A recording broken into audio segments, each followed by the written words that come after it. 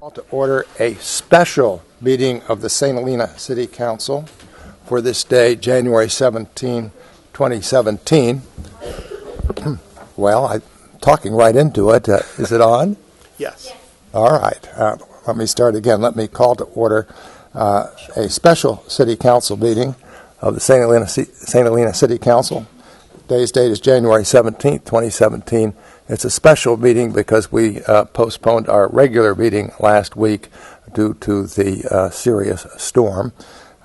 We begin with the Pledge of Allegiance, and Councilmember Ellsworth, would you lead us in the pledge, please?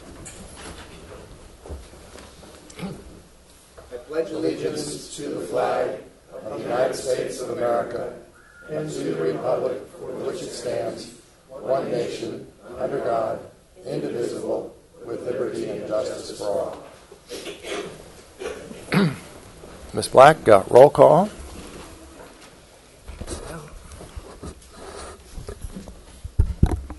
Councilmember Koberstein? Here. Ellsworth? Here. Doreen? Here. White? Here. Mayor Galbraith? Here.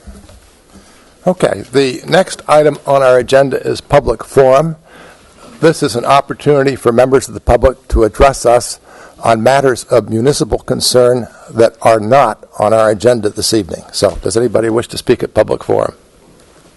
Go ahead. Okay.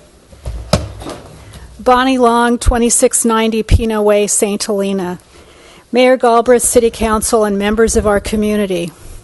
2017, it's a new year, and it looks to be one that will have more challenges and changes than even the last one did. I bring to you this evening a poem of community in the hopes that it will get us off to a good start.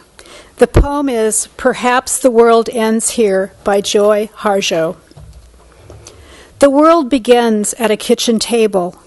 No matter what, we must eat to live. The gifts of earth are brought and prepared, set on the table. So it has been since creation, and it will go on. We chase chickens or dogs away from it. Babies teethe at the corners. They scrape their knees under it. It is here that children are given instructions on what it means to be human. We make men at it. We make women. At this table we gossip, recall enemies and the ghosts of lovers. Our dreams drink coffee with us as they put their arms around our children. They laugh with us at our poor falling down selves and as we put ourselves back together once again at the table. The table has been a house in the rain, an umbrella in the sun. Wars have begun and ended at this table.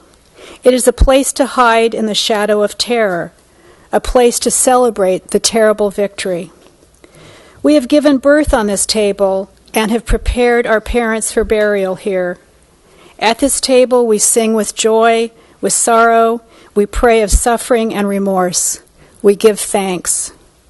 Perhaps the world will end at the kitchen table while we are laughing, crying, eating at the last sweet bite. Thank you. Thank you very much. Thank you. Does anybody else wish to speak at public forum? Again, with respect to any matter not on our agenda. Ms. Dell? Good evening, Mayor Galbraith, City Council members, and staff. As you know, last night we had a community meeting here in St. Helena with regard to what I call the radical water and wastewater rate increases that we have recently had here.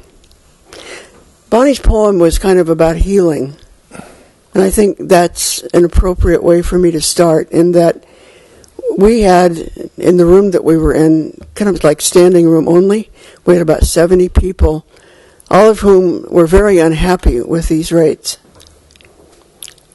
There are a committee of 5 of us who have been working on this issue now for a few weeks, and we had 2 or 3 alternatives for what we wanted to see happen to resolve these. Now, we're going to have public comment later on. No, this is not about that. This is about community and about what happened last night. I'll let you go on. Yeah.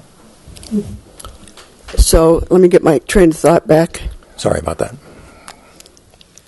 When we discussed the various options that were available, the option that everyone in the room chose was one of working with the five of you. And I think that's a very peaceful and a very wonderful thing to have been selected. There was one option brought up by somebody in the audience which had to do with recalling all of you who voted for this. I'm happy to say that no one supported that.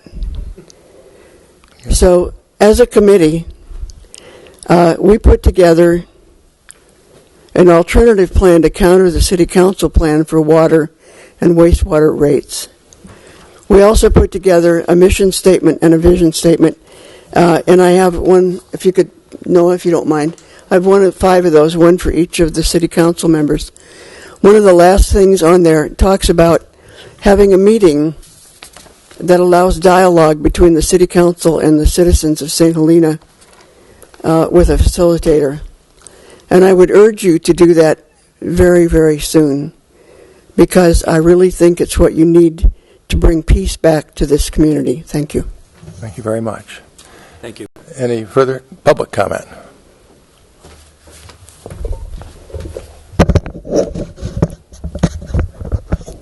Andy Bartlett, 1286 Hudson. I'm going to read just a few of the highlights from a press release dated September 6th, issued by the city, in which they pointed out that the St. Helena City Council had various meetings, October 27, March 22, May 10, issued an RFPs in June, got reports back in October.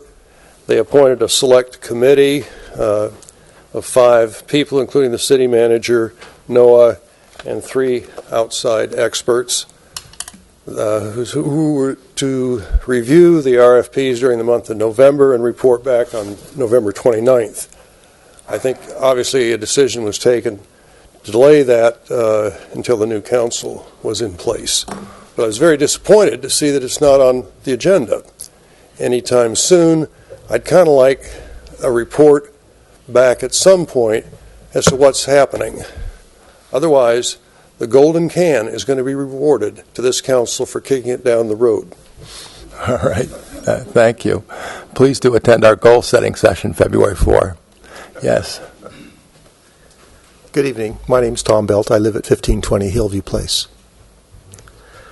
At last year's September 23rd City Council meeting, Councilman Doring brought up the subject of the York Creek Dam and asked why St. Helena's water customers were having to pay the cost to remove the dam. In response to Councilman Doring's question, our city manager, Jennifer Phillips at the time, and Attorney Tom Brown explained that the dam was part of the St. Helena's water enterprise, and thereby all associated costs to manage the water enterprise are paid by St. Helena water customers. However, Ms. Phillips added that if the City Council wanted the city to assume the financial responsibility for removing the dam, it could vote to make that happen. Tonight, I'd like to request one of our council members to place Mr. Doring's past question about the dam as a future agenda topic to provide a thorough understanding to the current City Council, to the city management, and to St. Helena's present community about the history behind the York Creek Dam project, and specifically the amount of money St. Helena water customers have paid over 24 years toward the removal of that dam. My contention is that St. Helena's water customers have paid somewhere close to $2 million for all of the cleanup fees, the environmental studies, the litigation expenses, the CEQA documents, fines, the penalties, and the lobbying expenses for federal monies to remove that dam. I'd also like this matter to be added to the City Council agenda to remind our community about the incredible length of time our city has deferred this project while the cost to remove the dam has quadrupled. Over the 24 years the dam has been remaining standing. In a 2002 Napa Register article, Mr. Mike Prowell, who was at that time the city's engineer, was quoted as saying that the estimated cost to remove the dam was between $1 and $1.5 million, and that the city was planning to spend between $250,000 and $500,000 for the project, with the additional funding coming from other agencies. In 2014, the estimated cost to remove the dam and restore York Creek is estimated to be about $60 $6.5 million. Today, from my latest conversations with the City Public Works Director, our city does not have a final CEQA plan in place to remove the dam, nor does it have an identified contractor to do the work. Since the project is not scheduled to begin until the spring of 2018, who knows how much the final cost will be or when the project will even get underway. There is a lot of historical information about this project that needs to be disclosed to our community. There are hundreds of residents in St. Helena who don't even know the location of the York Creek Dam. Yet, I've got just one more minute. Sure, go ahead. Yet they're being required to pay increased water bills for an infrastructural project that has been deferred by St. Helena's management for an inexcusable length of time. Personally, after researching the city's 24-year failure behind this project, the 2-mile spawning habitat that has been denied to the federally listed and threatened Central Coast steelhead, and all the money that has been spent by St. Helena water customers, I'm optimistic that the City Council will conclude, as I have, that the city, due to its dereliction of responsibility, should pay for all the remaining costs to remove the York Creek Dam. In conclusion, I have left the City Clerk with a partial list, and I want to reemphasize that. It's a partial list of the York Creek projects that I have been able to find on the internet over the last 24 years. They're projects and expenses that the city must have records on that they've spent. Again, I believe this is just a partial list, and in the interest of full disclosure, I believe it would be prudent for the city to disclose all the costs the water enterprise has paid towards this project. And I have left each of you a copy of those 31 items I've been able to find. Thank you very much. Thank you. Thank you. Further public comment? Susan Kenward, 2835 St. Helena Highway. Good evening, Mayor and members of the council. In the same vein as the beautiful poem that Bonnie read, I have a request to be put on the agenda to be reviewed or on the goal-setting meeting as well. I want to say how different this looks, because one of the things that I'm asking for is that all electronic texting, emails, and electronic communication during this meeting, which no one seems to be doing it tonight, and over the last 6 months, it seemed to us that we're in the audience that it was going on all the time.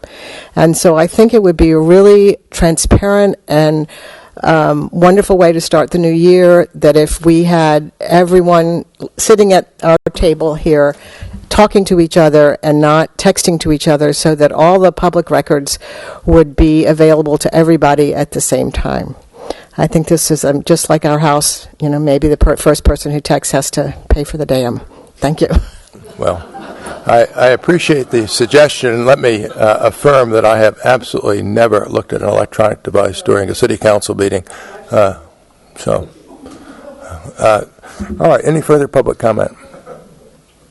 All right, that would take us to reports by staff and city council. Let me begin with the acting city manager, Mr. Palmer. Thank you, Mayor. Yes, I actually do have a couple items I wanted to briefly go over. One, I had some pictures I wanted to share with the council and the public from the recent storm event we had. We did see almost 10 inches, 9.88 inches of rain between the 8th and the 11th. And they were likening those to basically to two 10-year storms events. Was waiting for some of the pictures to come up. So this is, I just want to show for the community, this is the flood wall at Vineyard Valley Mobile Home Park. So that's the Napa River right in front of the flood wall, and you can see that we hadn't even reached up to the wall yet, still in the dirt portion of the levee. You can go to the next one. And there's another one from along the front of the wall. So there's a couple feet left to go before you get to the concrete wall itself. Go on. And there's a view looking across the river at the flood wall. Like that.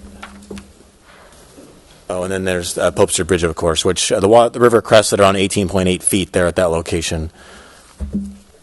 So, and then looking forward this week, we do have, so this is a nice little chart. Actually, I forgot on the slide. There's a chart of what the river looked like during that time period. So the two peaks that happened on Sunday and then again on Wednesday, or I guess late Tuesday, sorry, to show that they're very similar in intensity and duration in those events. And then looking forward for this week, we are expecting about 5 more inches over the next few days, which will be well below any of those levels, probably around the 8-foot, 9-foot level of the river. So not expecting any widespread flooding or significant problems in the city of St. Helena at that.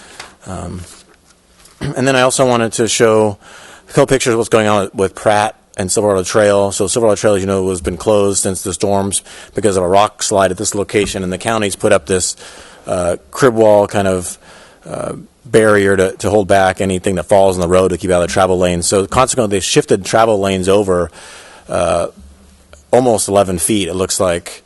And they've had to close Pratt. And I was out there today with them, and the current plan is to keep Pratt closed at the intersection for an indeterminate amount of time. It could be months before they figure out what the permanent solution is out there. So we've got this temporary fix for now. Silverado Trail is now open. But Pratt Avenue will remain closed for the foreseeable future. There's one more picture of it there. That's looking from Pratt towards the rock slide. So that whole shelf, the county's concerned that whole shelf that you can see there might come down on the road again and impact a motorist. And so they're being very cautious and careful about what to do next with that to try and make it as safe as possible. So they've built this temporary structure for now, and Pratt's going to stay closed until they can figure out what the permanent solution is. Has there been any change in the speed limit there? Yeah, it'll have to go down. So right now it's posted at 40 for the construction zone. I think the plan is to keep it there, but I drove it today with the police chief, and it's very narrow through there, 11-foot lanes. So it's very narrow. People have to go very slow through that section. And my concern is also for bicyclists who use the Silverado Trail a great deal. There's very little shoulder for bicyclists. It's about 800 feet long where this reduced width will be. It's just it's an unfortunate situation that it's not something they can fix very rapidly, and requires geotechnical evaluations and slope stability analysis, and it's a process to go through to make sure it's as safe as they can make it. All right. So, and that's all I had. All right, Ms. Mitz. Mayor, council members, members of the public. I have 4 items to update everybody on tonight. The first is the care rates. As directed by our city council at the November 29th meeting, we are looking at the various different low-income rates that can potentially be available for our water and wastewater rates. We are going to be bringing those before City Council at next week's meeting, so the regularly scheduled meeting on January 24th. Part of it is analysis of what people around us are doing, what are some potential options are, and we're going to be seeking direction from Council on how to formulate this policy to be able to move forward. The second item is nonprofit grant applications. Last year, every year during the budget, there are a certain amount of money that is allocated to nonprofits. The grant applications are available online. You can also come into City Hall, and you can set up an appointment with Tracy Perhosky, and she can help you with getting to the grant application and answering any questions. In addition, we do have some grant applications in the back that are available tonight as well. The next item is our CAFR, so our annual audited financials. We are working diligently with our auditor right now to get that wrapped up. They did give us some last-minute requests right before Christmas, so we have been working very diligently on getting them the requests so they can do their final analysis. We are hoping we'll have their analysis by the end of this month, which would be the audited financials, at least the preliminary, and then from there we'll do our management discussion and analysis. We'll get it wrapped up, and then they'll send it to the printers. So we're hoping by the last meeting in February, first meeting in March, we're actually going to be able to present it to the City Council. As soon as we have it available, we will post it online. And the final item is our forensic audit. We have been working for approximately the last 6 months with our forensic auditors to review all the transactions with the flood control project. I had a long conversation with Jeff Nigro from Nigro & Nigro on Friday, and unfortunately the person that was working, that was the main person on this project, who took the lead, was here on all the site visits. He did resign from the firm, and so he It wasn't because of our project. So I got to make that clear. It was not because of our project. So he did resign from the firm. So Jeff and I had a good conversation on Friday. We talked about for about an hour. The report is in the final stages of it. So we do have to get Jeff up to speed on a lot of the items. So I'm hoping within the next 2 weeks to have at least a draft report. So I just want to be able to give an update on that as soon as we can make it available and present it to City Council and to the public. We will. Thank you. All right, Ms. Black. Just wanted to announce that the Planning Commission recruitment process is being extended. So I'll be taking applications through Thursday. So please share the information and send the applications in. Okay, terrific. There's a new planning commissioner out there. I know it. I can look in your eyes. I know who's going to apply. Come on. All right, Mr. Hausch. Thank you, Mayor. Just a few things. I want to remind everyone of the housing workshop scheduled for 1 week from today here in Vintage Hall from 4 to 6. So please come out if you're interested in housing issues. Also, the mitigated negative declaration for the CIA dormitory project has been out for public review for some time now, and the comment period for that document ends on Monday the 23rd. So if you have any comments, please do provide them to Lily Bianco, the staff planner for that project. And lastly, staff is requesting that the council continue item 9.3 due to some issues with the noticing. So anyone that's here specifically for that item, I just want to let them know so they do not. Okay, and that's the Turley project. That's the Turley project. That's exactly right. All right, so anybody here just for 9.3 and wishes to leave, please do so. Don't feel you have to stick around. Okay, let's see. Ms. Koberstein?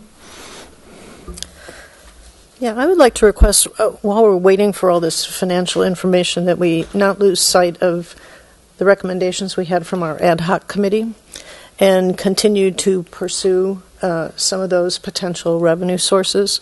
Particularly, the idea of a transfer tax has some lead time associated with it, and I think we should be on the ball and have a conversation with the community, understand what that would entail. As far as becoming a charter city and what we would propose to do. So I'd like to get that on the agenda and get some public meetings going to continue some of those efforts. Might be an item for February 4. It could certainly be discussed at our goal-setting session. Right. Yeah. Anything else?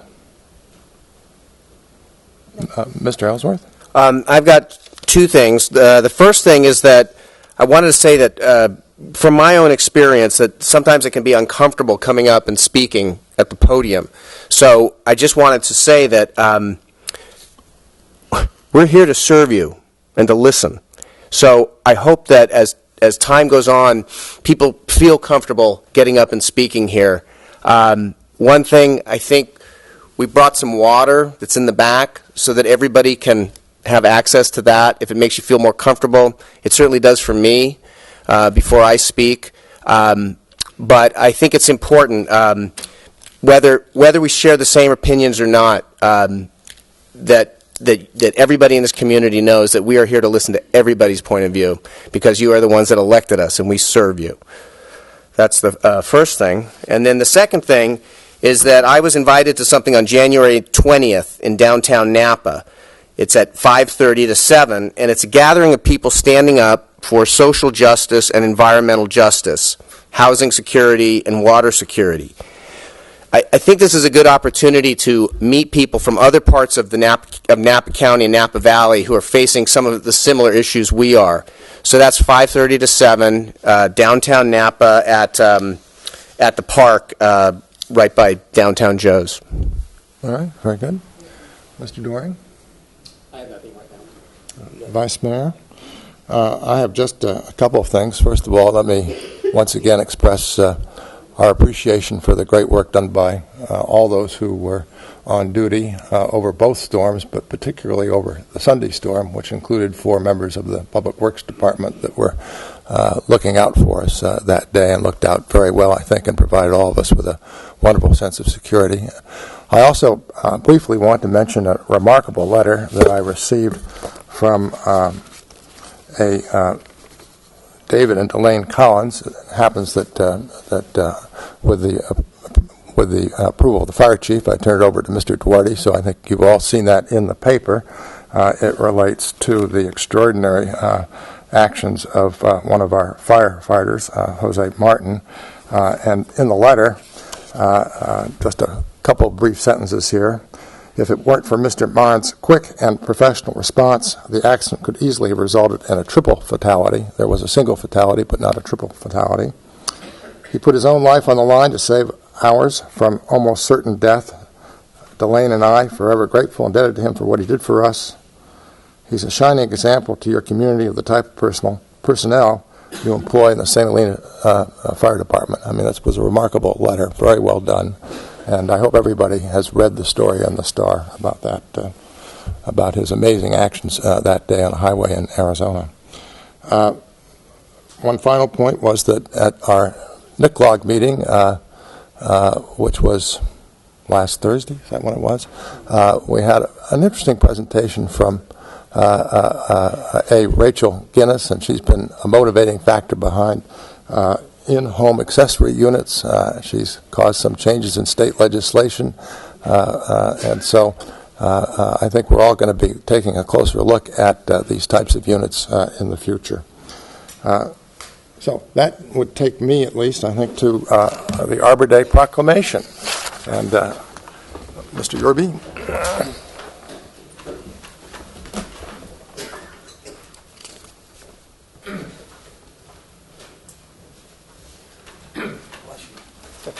And I've told you you'll get the official one tomorrow, all beautifully signed and embossed. So in any event, here's the proclamation for Arbor Day. Whereas in 1872, J. Sterling Morton proposed to the Nebraska Board of Agriculture that a special day be set aside for the planting of trees, and whereas this holiday called Arbor Day was first observed with the planting of more than 1 million trees in Nebraska, and Arbor Day is now observed throughout the nation and the world, and whereas trees reduce the erosion of our precious topsoil by wind and water, cut heating and cooling costs, moderate the temperature, clean the air, produce oxygen, and provide habitat for wildlife, and whereas trees are a renewable resource giving us paper, wood for our homes, fuel for our fires, and countless other wood products, and whereas trees in our city increase property values, enhance the economic vitality of business areas, and beautify our community, and whereas trees, wherever they are planted, are a source of joy and spiritual renewal, and whereas the city of St. Helena has been recognized as a Tree City USA by the National Arbor Day Foundation and desires to continue its tree planting practices, now therefore let it be known that the city of St. Helena declared the day of December 6, 2016 as Arbor Day and held tree plantings in recognition of Arbor Day for the purpose of expressing our support for efforts to protect our trees and woodlands. Signed by me. And there you go. You'll get the official proclamation tomorrow. Okay, very good. Thank you very much.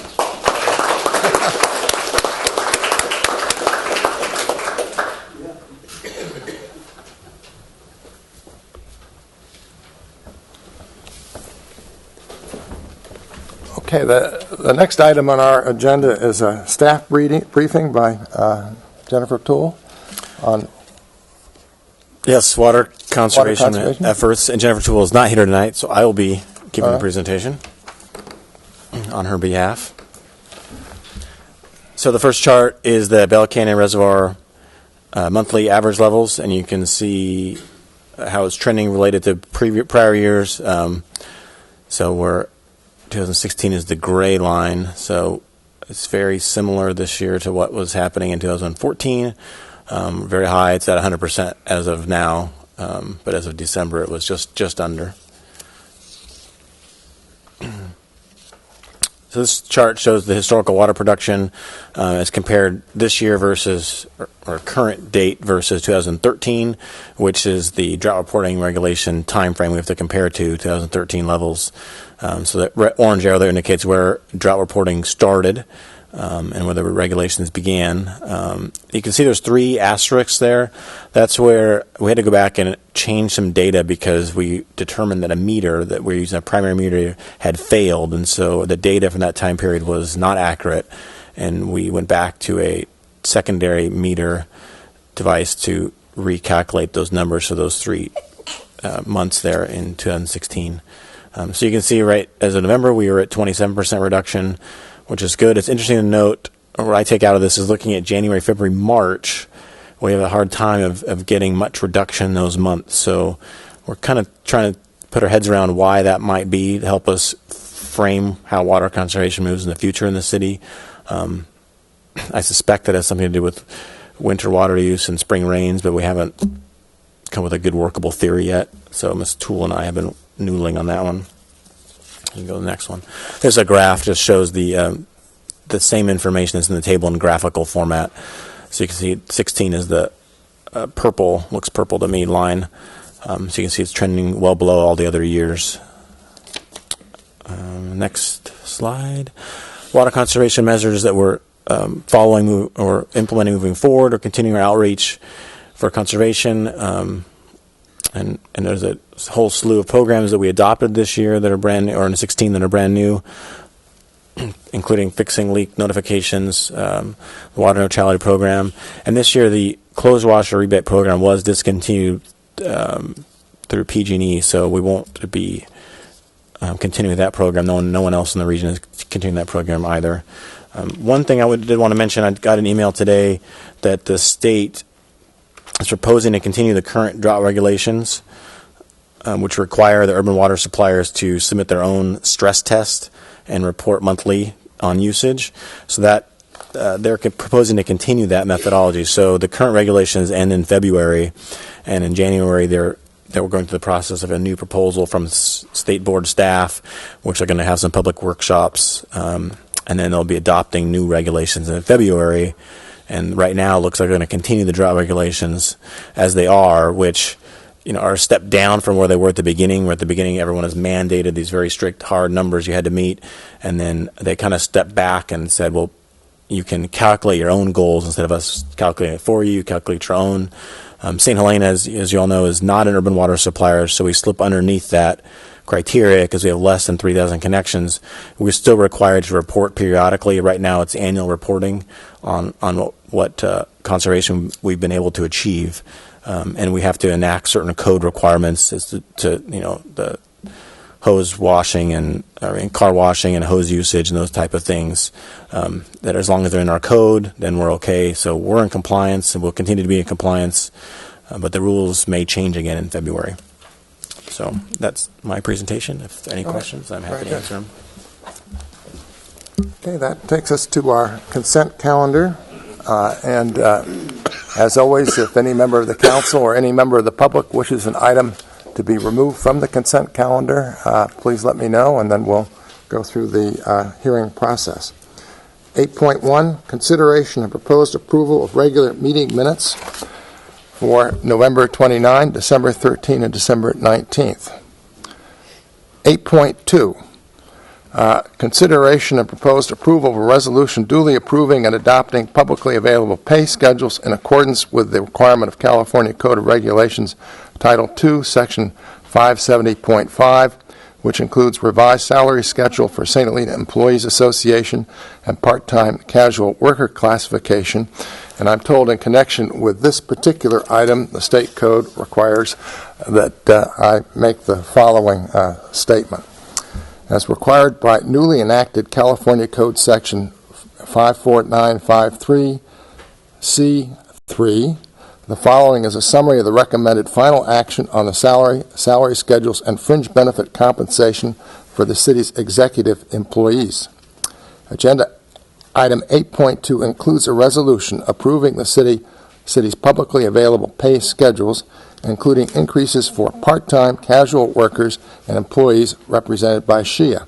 The resolution does not increase the compensation for other employees, including those in the executive management group, and maintains the salaries at previously approved levels as listed on the pay schedules attached to the resolution. Again, that's required by state law that I read that. 8.3, consideration and proposed approval of the following. Resolution accepting the results of the vote for the November 8, 2016 general municipal election for Measure D and confirming the adoption of ordinance number 2016-10. B, resolution authorizing the execution of agreements with the State Board of Equalization for implementing of a local transactions and use tax as approved by the voters. C, resolution authorizing the examination of transactions and use tax records. 8.4, consideration and proposed approval. I'd like to nominate that for some public discussion. Okay, I'll remove 8.4 and we'll go back to it. 8.5, consideration and proposed adoption of a resolution terminating a Phase 1 water emergency. At this point, the chair would entertain a motion to approve consent items 8.1, 8.2, 8.3, and 8.5. So moved. Ms. Black? I believe it was it item 8.3 that the member of the public called? 8.4. No, 8.4. 8.4. All right. And I second. Ms. Black?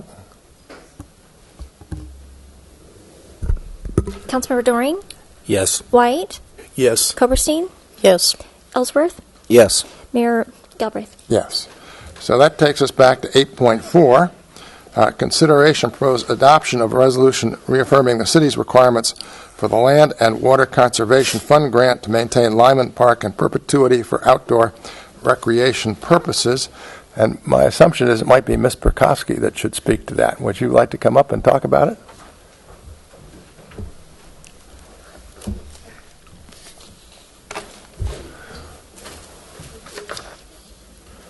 Good evening, Mayor, Council, and members of the public. This item tonight is essentially a clean-up item. Back in the 1980s, the city received a grant from the Land and Water Conservation Fund.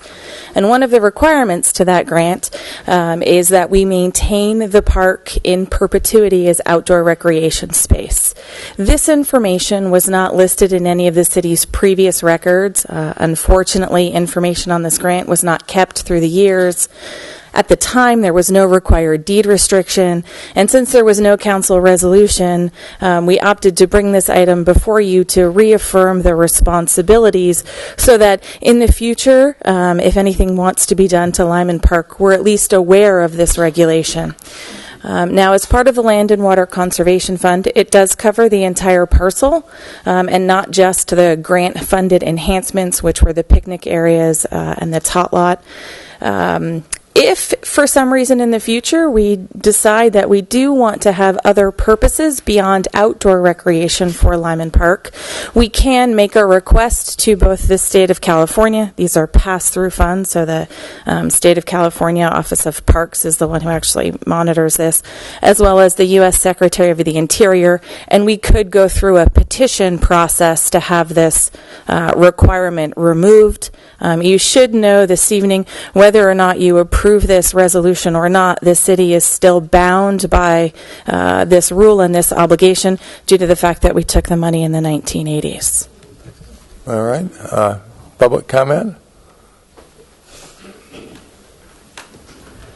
Jay Green, 1516 Oak Avenue, and I love the sound of those words in perpetuity in connection with Lyman Park, and I hope, it is my understanding, I hope it is the understanding of the grantor and grantees, our City of St. Helena, that the present boundaries of Lyman Park are protected in perpetuity. There was a cockamamie suggestion some months ago that there be some construction and other, quotes, improvements, close quotes, of the park, and it would be a great relief to those of us who feel so strongly about that park that in perpetuity means exactly what it says. Thank you. Mr. Bartlett? I listened with interest to my distinguished colleague who also graduated from Dartmouth College. Okay. However, I'm not as concerned as Mr. Green is. We have a grant deed for that property from Sarah Lyman, which requires that the said property should dedicate and use the entire property for park purposes, including its use for games, concerts, and recreation. The city doesn't have this in unrestricted fee simple. There's a remainder It would go back to the estate of Sarah Lyman if we were to violate these requirements. So I think there's adequate protection in these requirements. Having said that, the California Supreme Court has ruled in the 1920s on what is meant by a park and what can or cannot be permitted there. I sent that case to the mayor the night before one of the meetings, and it does say you can have other things. In this case, it was a memorial hall in the Oakland Park, a memorial hall for war veterans. We obviously don't have room for that activity, but there may be other uses which the community might want. So I called the officer who's in charge of our district to ask when I say the district, she's in charge of several counties, the parks that have been grantees, and the letter that was sent out in November was sent to all grantees. Mm-hmm. Now, one might ask, if they're doing an audit every 28 years, but the fact is it was just a general letter to everybody who'd received grants to inquire, are you in compliance? Right. Well, you are. Just send back a simple letter saying this is to confirm that we're in compliance. Why would you need to go further than that? So that you'd have to, because under the current circumstances, you can apply and must apply to that department for any changes that would bring in the question of open outdoor recreational space.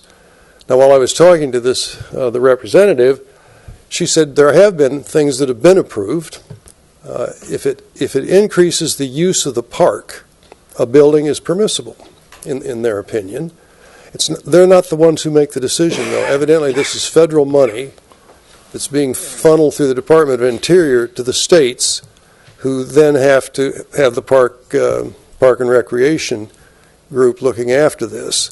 So we would apply to California, but the decision will be made by the National Park Service down in San Francisco. So I'm just saying, at this juncture, you're protected under the deed of Sarah Lyman's grant deed. And then I have to ask myself, well, wait a minute. If that family has I don't believe I'm being timed on a public discussion. Is that right? No, you have 3 minutes, Mr. Bartlett. That's it. Thanks. Okay. Is there any further public comment? Ms. Burkowski, do you have anything further to say? Oh, I'm sorry, did you wish to speak? Yeah. Mr. Caldwell? Oliver Caldwell, 235 Crane. Happy New Year. It's a great new council here, and I wish you the best. It's going to be a wonderful year, and I'm feeling very positive about St. Helena. And so I just did a response. I think I'm one of the authors of this cockamamie scheme at Lyman Park, and I'm proud of it. And I know that people love things in perpetuity because they don't like change, because maybe they don't have the imagination to see that maybe something better could be made of something. Oh, we have some comment here. Okay, so please be quiet. Mm-hmm. The reason I'm here is I just want to comment on the idea of the propaganda that went around that there was some movement to destroy Lyman Park. I want to set the facts straight that the intent was to make something better of Lyman Park and the City Hall property. It was not to pave it over, but it was actually to increase the park, make better use of the park, create a symbiotic relationship with the park with maybe a new City Hall, cultural center, community center at the City Hall site. We have a rundown City Hall site that eventually has to be dealt with. It's also in proximity to a beautiful little park. They're both almost an acre in land, which means there could be some way to combine a future development for the two of them so we have a better park at a better City Hall or a better cultural center or whatever it is, but we need to be able to have that discussion freely without further restricting any kind of things to do with the park, because the park has a very strange property line.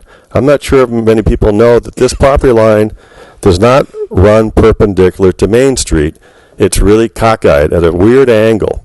And right now there's an RFP for maybe buying that parcel in City Hall, which would subjugate Lyman Park to a very strange approach.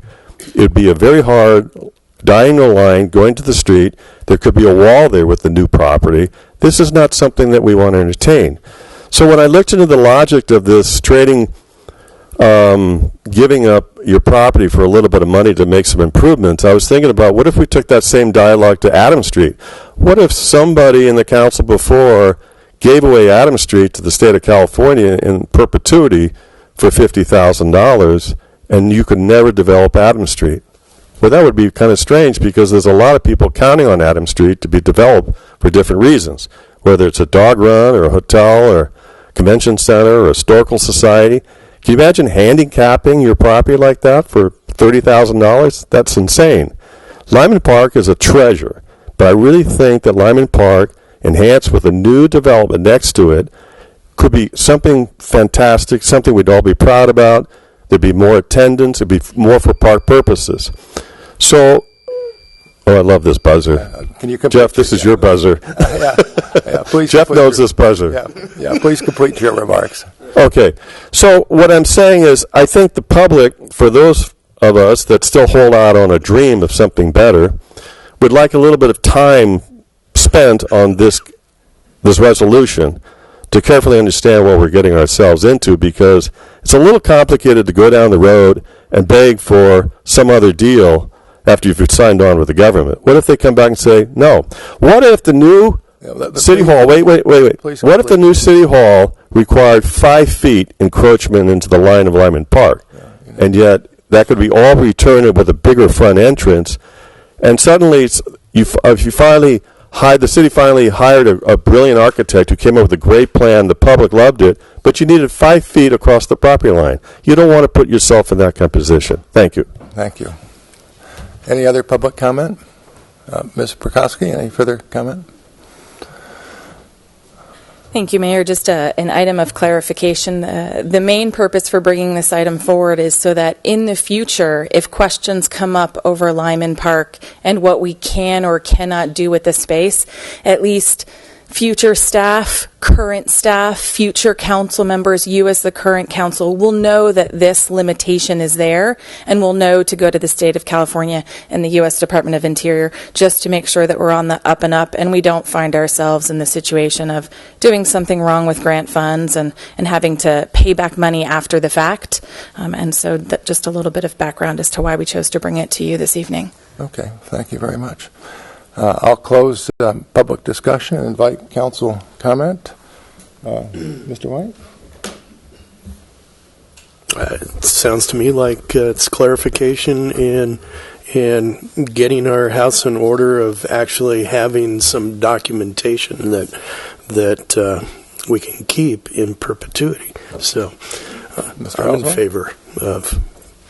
Yeah, and I think that from what I heard, that there is a process if the city and the will of the people is to, as maybe an architect does decide to do something and it's going to encroach by 5 feet, that there is a process that could be gone through at that point. This just recognizes that this thing is in place so that it's that everybody knows it's there and has to be dealt with. Any further comment, Ms. Coberstein? Well, I personally think the resolution goes a little further than it needs to, and that it is important for us to notice somehow that we did obtain this grant.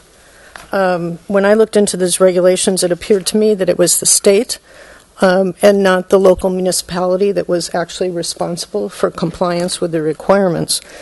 It's also important that the area that has to be protected is within a particular boundary map. And I did ask our staff if we had that boundary map, and the answer was no. We had a verbal from the state that the boundary was the entire park, but the fact is we don't really know that. And just the lawyer in me doesn't want to overreach and go beyond what the boundary map might provide. So I'd be in favor of a resolution for record-keeping purposes that acknowledges that we received the funds. But based on the comments we've heard tonight, I think this goes a little too far. Mr. Doring? My thoughts are similar to Councilmember Coberstein's. I didn't have the ability to actually look at the map, so I was concerned, well, back in 1988 or whatever it was, did some council reduce the boundaries or not? I feel more comfortable actually, seeing the map or going down the direction of getting the map so that we can still do this resolution, just referring to whatever that map is. But I think we should do our due diligence and get a copy of the map for our own files. I think this is a matter of record keeping, and I agree that we shouldn't give up more than we need to, but that we should have a resolution on file so that everybody knows. We don't want to make the same mistakes of what was made in years gone by where there's no records in City Hall. So we have to have some, and that's what a resolution is. It's simply a record of what we've done and what the current circumstances are. So I'm in line with Councilmember Koberstein that we may want to adjust the language of the resolution and just recognize that we have this obligation, but not obligate ourselves to anything further. If that is indeed the case, I don't think we're obligating ourselves to anything, but if there's an argument that can be made, then we should at least look at that. Well, let me ask whether the problem is taken care of with respect to this recital in C. It simply says that the city is also required to maintain the park as defined in the boundary map in perpetuity as an outdoor recreation space. Does that solve the problem? Well, it wouldn't just be in the recital, it'd be in the actual resolution. I think that's what he's referring to. Well, either way, and in the resolution, and the park as defined in the boundary map will remain for outdoor recreation space in perpetuity.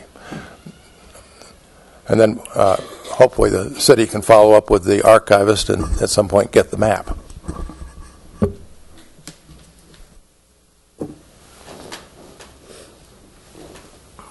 That solve the problem for you?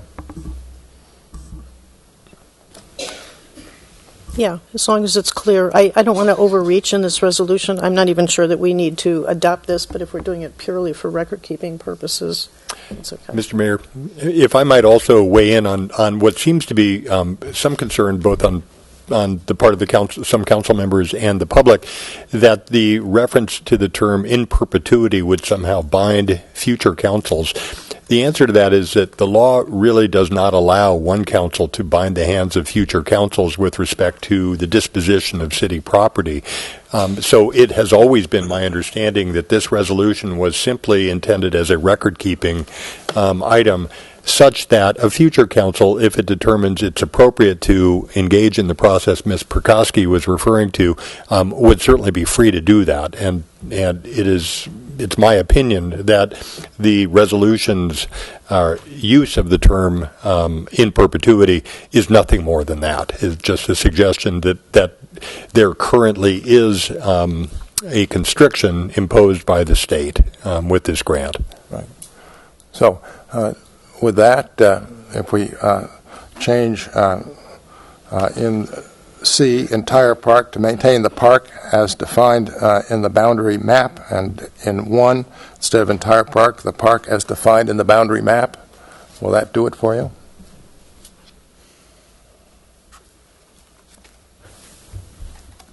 Yes. All right. At this point, it seems to me that with that change, the chair would invite a motion to approve the resolution with the changes just discussed. Just to clarify, Tracy, we could simply say down the road, look, we don't want to be under this restriction, we're giving the money back. True? For the $34,000? It's actually slightly more complicated than that. We could make the well, request I understand that. to the state, and it could be a payback of funds. It could be the creation of other outdoor recreation space. You actually get involved in a negotiation with the agency to determine what's the best remediation for changing the use of the space. Thank you. So, all right. Move to approve the resolution with the changes. All right. Is there a second? A second. Well, what are the changes? The changes again are, instead of saying entire park, it just says to maintain the park as defined in the boundary map, in the 2 places where it says entire park. Okay. Ms. Black? I'd like to add one more thing. I mean, the meat of the resolution is really the resolution number 1. Yeah. So I'd like to pull something in there about conversion. We had a motion. Well, we have a motion and a second at this point. For a substitute or a different motion. All right, what is the substitute? Well, what we're doing is we're reaffirming that the signage will be posted in Lyman Park acknowledging the LWCF and that the land within the approved 6F3 boundary map will remain for outdoor recreation space in perpetuity, subject to the right to convert under applicable regulations. I mean, to my way of thinking, that's really not necessary because you always have the right to convert under applicable regulations, but I don't think I have any particular objection to it either. I like the clarification. I'm comfortable with that language. I'll second that motion. All right, let's have a vote on the motion as amended. I'm sorry, so Koberstein made the motion? No, that's fine. Councilmember Koberstein? Yes. Doring? Yes. Ellsworth? Yes. Vice Mayor White? Yes. Mayor Galbraith? Yes. All right, very good. That then takes us to new business. First item of new business, 9.1. What about 8.5? Excuse me, I skipped one? Yeah, 8.5. Oh, no, that was... No, that was done on the consent calendar. Oh, sorry about that. Okay. My apologies. No problem.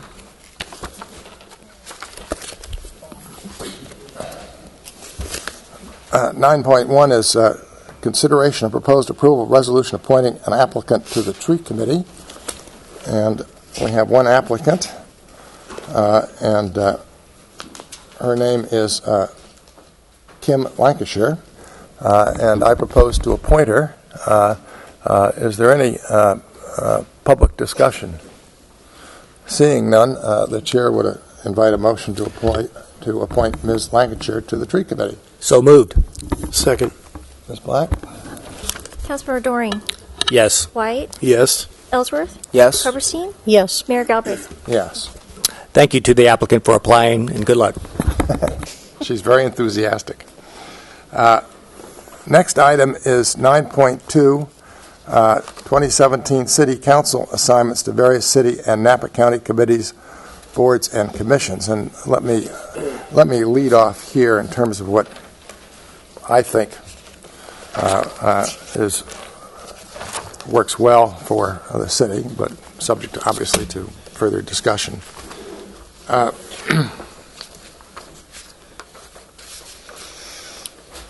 first one, I'm just going through this spreadsheet from top to bottom, okay? First one is the Monrovia Committee. The mayor is a member.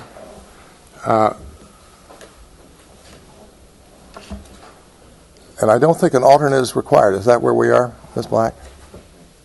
It is not required. Should we have an alternate? We do not have an alternate. No, should we have one? That's up to the councils. Up to the council. Well, it strikes me that we should have an alternate, and I would propose that Mr. Doring, because he has at least one child in the school system, would be a good alternate there, if he's willing. That's fine. I had a clarification. It says, I always assumed that there were two members to that body and that there was no alternate. Wasn't Mr. Pitts a part of that? Oh, it looks like that's right. It says primary, Mayor Galbraith, and then vacant under primary. So I'd be happy to serve that role also. Okay. Is that agreeable to everybody? Sure. We'll put you in as a second. So let me, is there a motion to appoint Mr. Doring? I think we just consensus is fine. Consensus is fine? Okay, very good. Okay, very good. The Association of Bay Area Governments, ABAG, we have Mr. Doring and Mr. White and as the alternate, and I would propose that we continue that. Is that acceptable to everybody? Yes. The next one, Napa Valley Tourism Corporation, vacant. I would propose, with respect to that it be either Mr. Doring or Mr. White. And we're going to get to others soon here, so be just a little patient. I don't mind taking that on. Okay, because I'm going to ask you to give up one too. All right. So, yes. With consensus, Mr. White to this one. That's fine with me. Okay. The next one is the Napa County City Selection Committee, where I'm the primary, Mr. Doring's the alternate. I just propose to continue that. The next one is the Napa County Flood Control and Water Conservation District, where, by virtue of being mayor, I'm the primary, and the alternate is Mr. White, and I propose to continue that. I want to mention, by the way, that all of my agreements to serve are contingent upon you keeping up your very diligent service. Yes. You pretty much attend every meeting, so that's good for me as an alternate. I've only had to go to one flood control. Okay. Thank you. Thank you. The Napa County Gang and Youth Violence Commission, Mr. Doring's been assigned to that. I have a sense that just hasn't been meeting at all. It has not been meeting. All right. I don't know if it's still in existence. I haven't checked recently. All right. But I'd be happy to continue to serve in whatever capacity they are. I think it's basically not meeting, so let's... I can check on that for you. Assuming we have a consensus, we'll continue Mr. Doring that.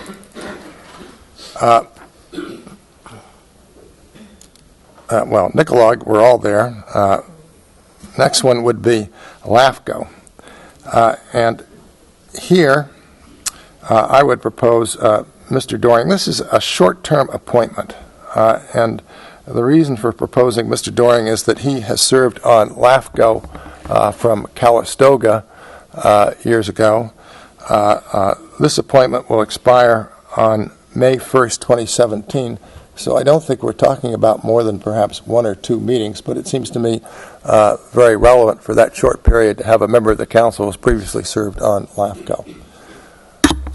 If there's a consensus there, okay? Yes.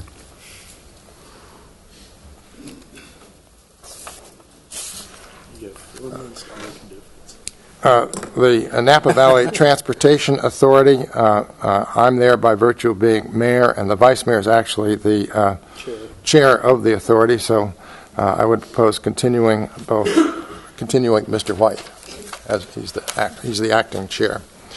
Next one, and that's the Napa County Watershed Information Center and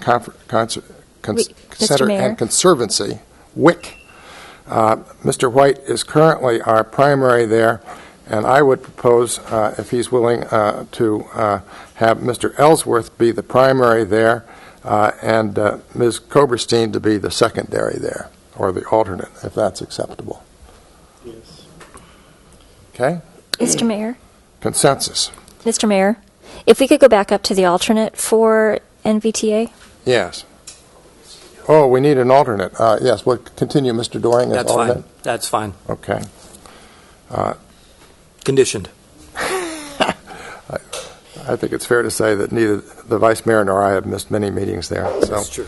And then with respect to the Upper Valley Waste Management Board, I would propose Ms. Koberstein. This is a very significant board. It has real regulatory authority, and it seems to me that by virtue of your background, you could make a real contribution to this board if you're agreeable to it. They will be going through a rate review this year, so it should be fun. All right. That's exciting.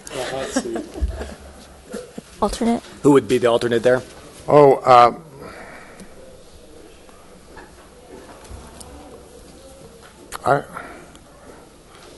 who would be the alternate there? Who would like to be the alternate there? Mr. Ellsworth will be the alternate. Thank you, Jeff. All right, now, we got through that without opening the public hearing, but was I supposed to open a public hearing on this? We also have the St. Helena Boards and Commissions roster. We need to assign council liaisons. Up above the first sheet. Go back. Where did I miss that? Oh, my goodness. Okay. All right, let's see. with respect to, let's take it in turn here. With respect to the Active Transportation Sustainability Committee, we need a city council liaison. Do we have a volunteer? Mr. Ellsworth. All right. The Board of Library Trustees, I've been doing that and would like to continue doing that if that's acceptable to members of the council. Parks and Rec, that's been you, Mayor White. Would you like to continue with that? All right. And then with respect to the Tree Committee, which is vacant, Ms. Koberstein, would you be willing to do that one? Sure. Okay. You lucked out. You're in the trees. I know that. All right. You like trees. I'm not. Now, I must say I got through this process without opening the public hearing. Was I supposed to open the public hearing? Pardon? You could call for public comment if you'd like. Was there any public comment with respect to this as we work this out by consensus? No. Okay, very good. I'll close the public hearing, and I think that takes care of that item. 9.3, it's my understanding, is being adjourned to our next meeting. All right. This takes us to 9.4. I need to look at the agenda item. This is Ms. Koberstein's item. And it says, council discussion and direction regarding rotating council members to attend the city council agenda review meetings with the mayor, city manager, and city clerk. So, Ms. Koberstein, do you want to lead off on that one since it's your item? Sure. I propose this in part because we're starting off as a new group. We're also going to be starting off with a new interim manager and then manager.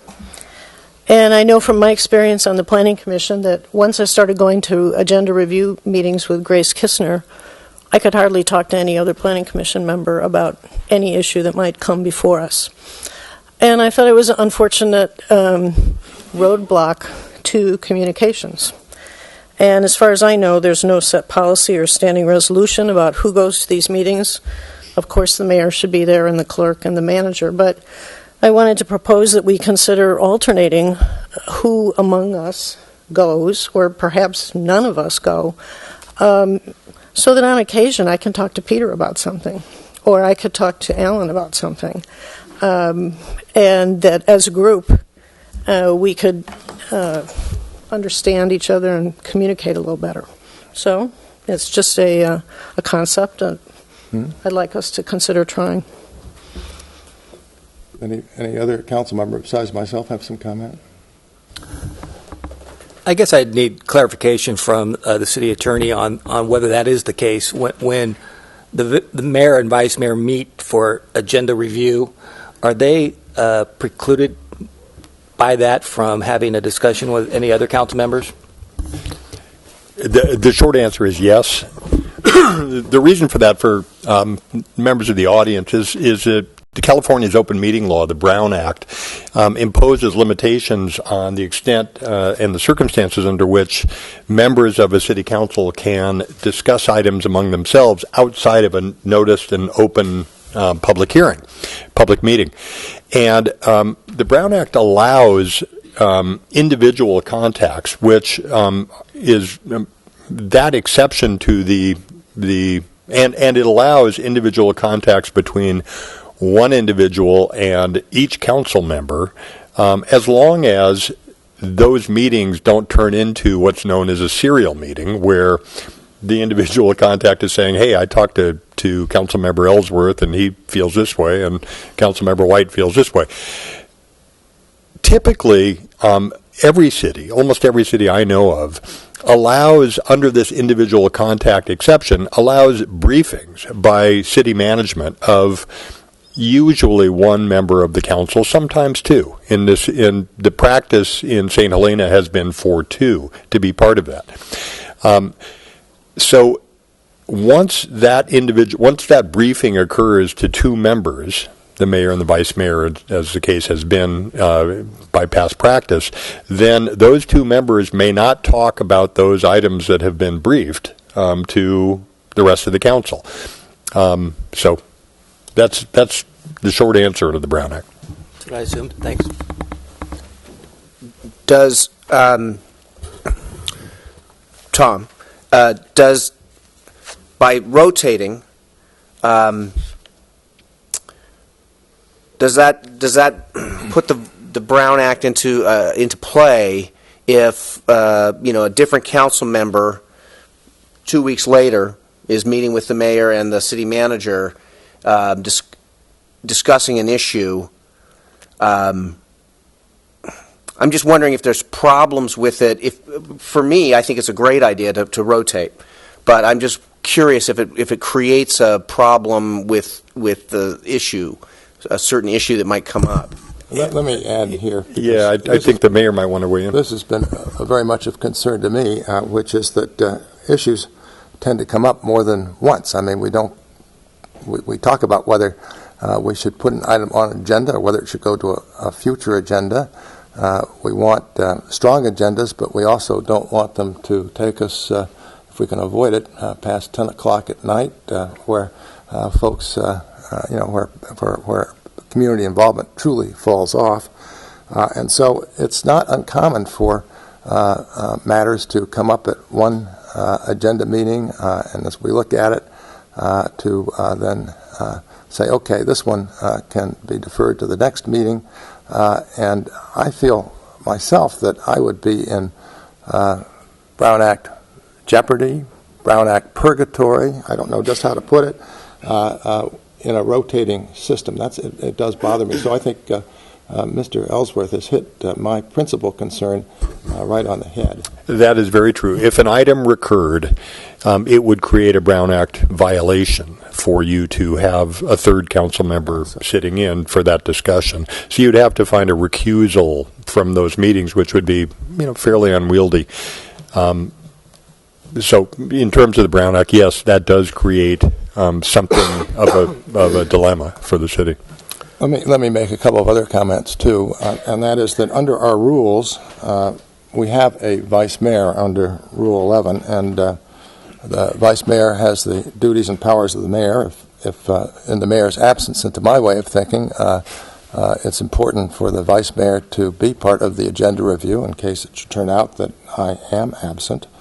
And then another point that comes to my mind is that in our particular case, the vice mayor is also the chair of the NVTA, and to my way of thinking, the city gets great benefit from his continuous involvement in city agenda items, because some things that come up also then spark thoughts and relate to what he does as chair of the NVTA.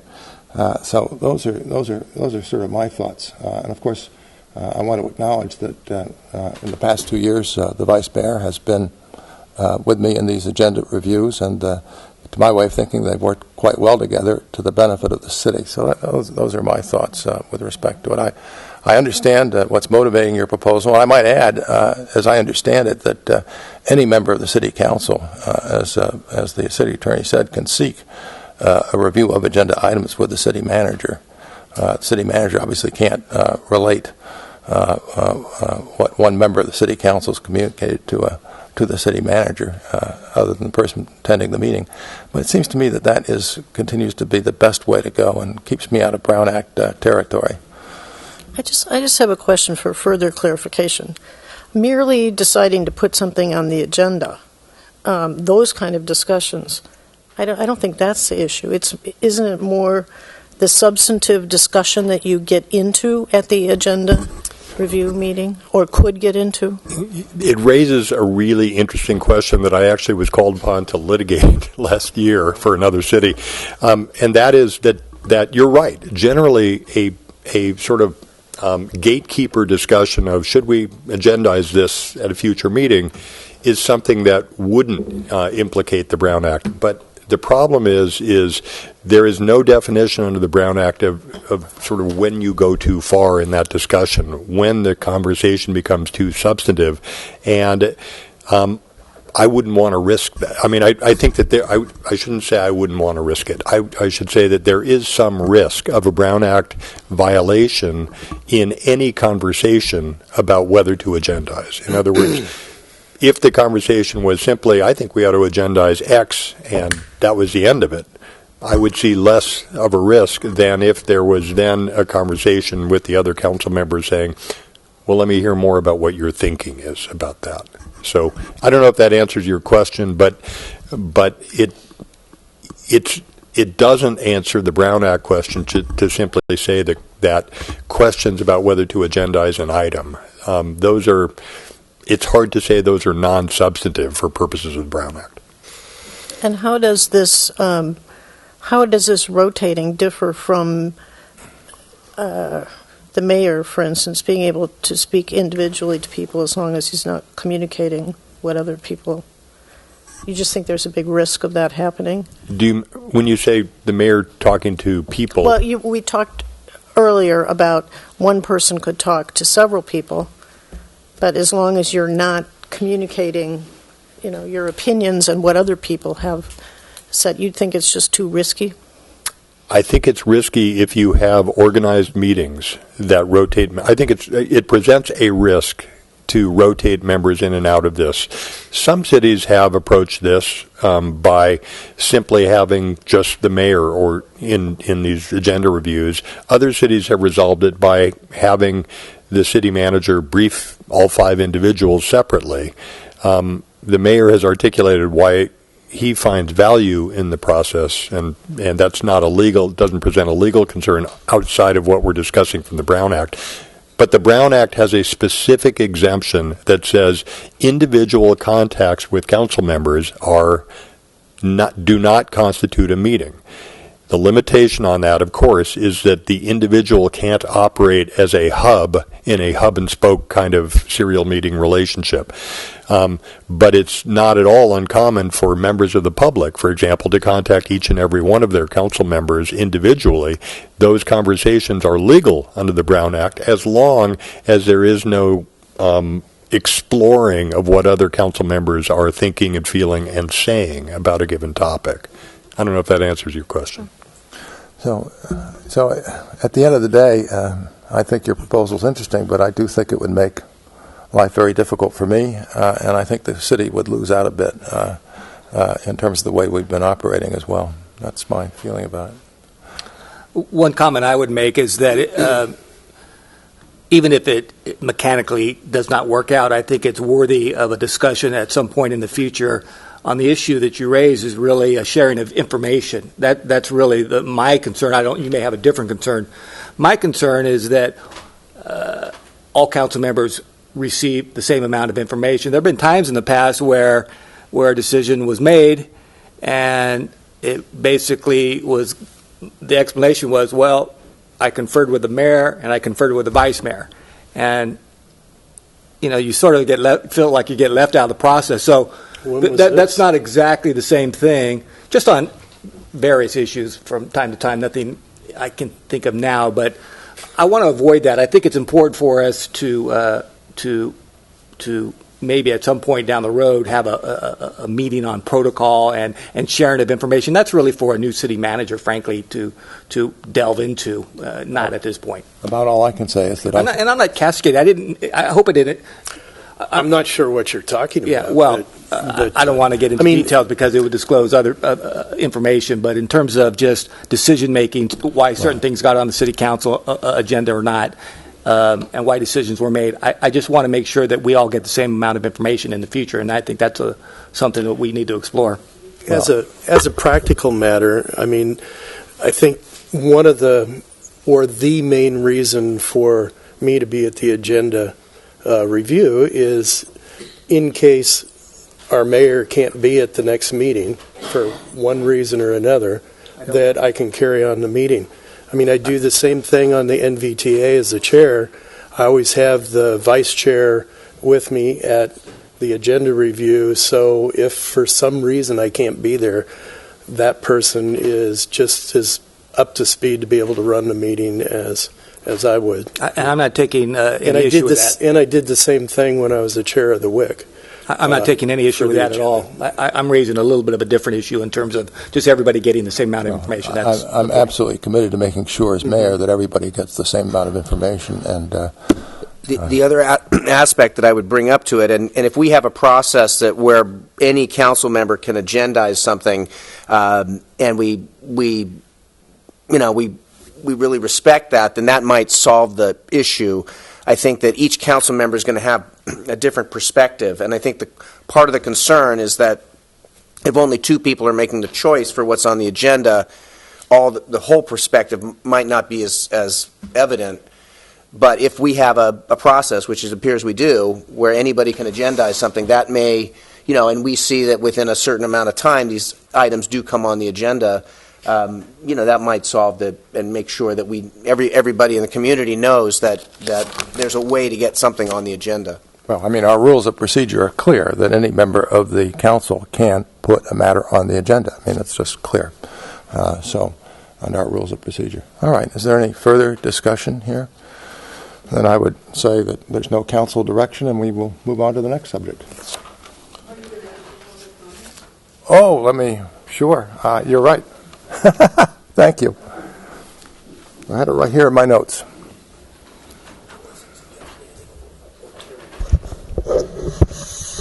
It's really hard for short people. I think one of the things that none of you have considered in this conversation is the public. And, jeez. Very often, unfortunately, I think that happens. And you have two council members here who were elected by a vast majority, I'd say a mandate. And those of us who supported them and elected them would like to be sure that their input happens. And if one way to be sure that their input happens is to rotate them through the meeting where the agenda is either decided, I would guess that several of you can make a suggestion for what should be on the agenda, but at that meeting with the mayor and the vice mayor and the city manager, that decision is made. No? If any member of the city council wishes a matter to be placed on the agenda, it will be placed on the agenda. There's no discretion. We want to make sure that happens because it has appeared to me in the past that the agenda pretty much came from the staff, from the city manager, and not from the city council at all. And so those of us who have supported these two new members of the council, and actually all of you for that matter, we want to make sure that there's input that's a variety of input and not just what a few people want. Thank you. All right.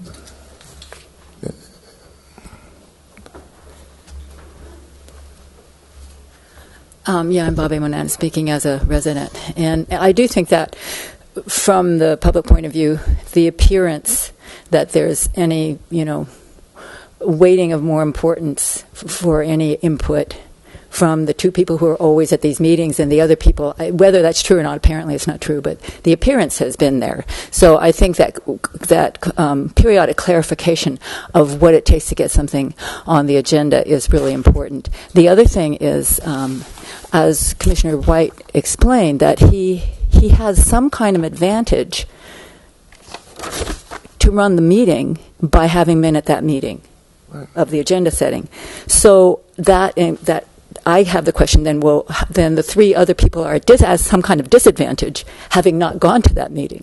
So, that's that, so if it's important for the vice mayor to go so that in case he needs to run the meeting, he will have some information that will really make him much better prepared for that, then it just makes me wonder, well, what don't the other people know? And so that's kind of needs to be clarified too. How could they get that information? Whatever, you can see where perhaps you get what I'm saying. Right. Thank you. I would need to be prepared. I would only reiterate that any member of the city council can, and I would certainly encourage members of the city council to seek meetings with the city manager if they have a desire to explore with the city manager items that are on the agenda. Mr. Mayor? Yes. If I could also respond, I think another issue that Ms. Manette was raising was whether by virtue of the vice mayor's attendance, he gets somehow a better briefing or a better understanding of issues. The issue that you were describing, which is one that's reflected both under state law and the municipal code, is that by virtue of the vice mayor being vice mayor, he then would have to be in a position to step into the mayor's role if the mayor weren't there. So that wouldn't be changed by another council member rolling into that regular agenda post. In other words, the vice mayor stays the same, irrespective of who sits in that agenda briefing. Sure. 1516 Oak Avenue. This is not a perfect world. And the city attorney has said that there are risks, real, genuine risks, of violating a really silly law, the Brown Act. But be that as it may, it was passed by Sacramento, and we've got to bow down. So the point is that there are risks if this proposal is adopted, and the mayor has, on at least 3 occasions this evening that I have heard, have said any member of the council can at any time propose an agenda item. So I fail to see in this small town of St. Helena why there is any risk of some council member failing to perceive what is the next item on the agenda. Thank you. Thank you. Hi, Tracy Sweeney, 1407 Kearney Street, and I just wanted to just share my thoughts on this as a planning commissioner as well, who goes through the idea that a chair of our committee is involved with planning of the agenda, and I think that's part of the role, and I think that we should give, kind of speaking back, I think, to one of the other citizens said that we elected new commissioners, or council members. We did, but we also elected a mayor to lead our city council, and I think that we should not find anything suspect about the way that agendas are being planned. I think Ellen does a great job trying to get things put out and give us an opportunity to weigh in on that. There's ample opportunity to go to city manager for citizens and for the council members, so I would question, I would hope that our citizens wouldn't question that there's something happening behind the scenes. I think that you do a great job, Vice Mayor. Thank you for your time, and I think we should allow the process to work. And the Brown Act keeps us in check. That the Brown Act is there. It makes it difficult. I know as a planning commissioner what we can and we can't say, but as we have to remember, that was put into place to protect citizens so that things happen in the open and that this is discussed publicly and not in meetings. So it's hard to work with, but it's there for a good reason. Thank you very much. Any further public comment? Could I just add one thing? Yeah, I'm going to close the public comment. Yeah, go ahead. Yeah, I think my purpose here kind of got lost in the discussion. It wasn't so much that I wanted to be able to put things on the agenda because I realize I can do that. It's the fact that the practice of agenda review is going to pretty much close me out from having substantive discussions with the vice mayor or the mayor about issues. And that was what I was trying to get over, so that we have a little latitude there to speak with each other. So if we don't do this, don't be surprised if I don't call you and say, have you talked to Peter substantively about this issue? And if you say no, then I'm going to say, okay, I would like to talk to you. And same with Peter. Okay. Well, in any event, am I able to sum up and say we have no further direction to staff at this point? Well, I just want to make it clear that I was not impugning the integrity of either the mayor or the vice mayor. I do agree with Tracy that they have been doing an excellent job. And so if that was read in that sense out in the community, that was not my intent at all. My intent is just to improve communication. And I hope you didn't take it that way, Mayor. I was not at all, or you, Peter, suggesting that there was something ulterior going behind closed doors. That was not the intent of my point. So thank you. All right. So I don't think we have any further direction to staff with respect to this item, and we can move on to the next one, which deals with goal setting. And this, Mr. Doring, is your item. And let me see if I can read it off. Council discussion and direction regarding council team building session and facilitated community goal setting workshop prior to budget hearings. And when you say budget hearings, did you mean budget hearings, or did you mean the goal setting session?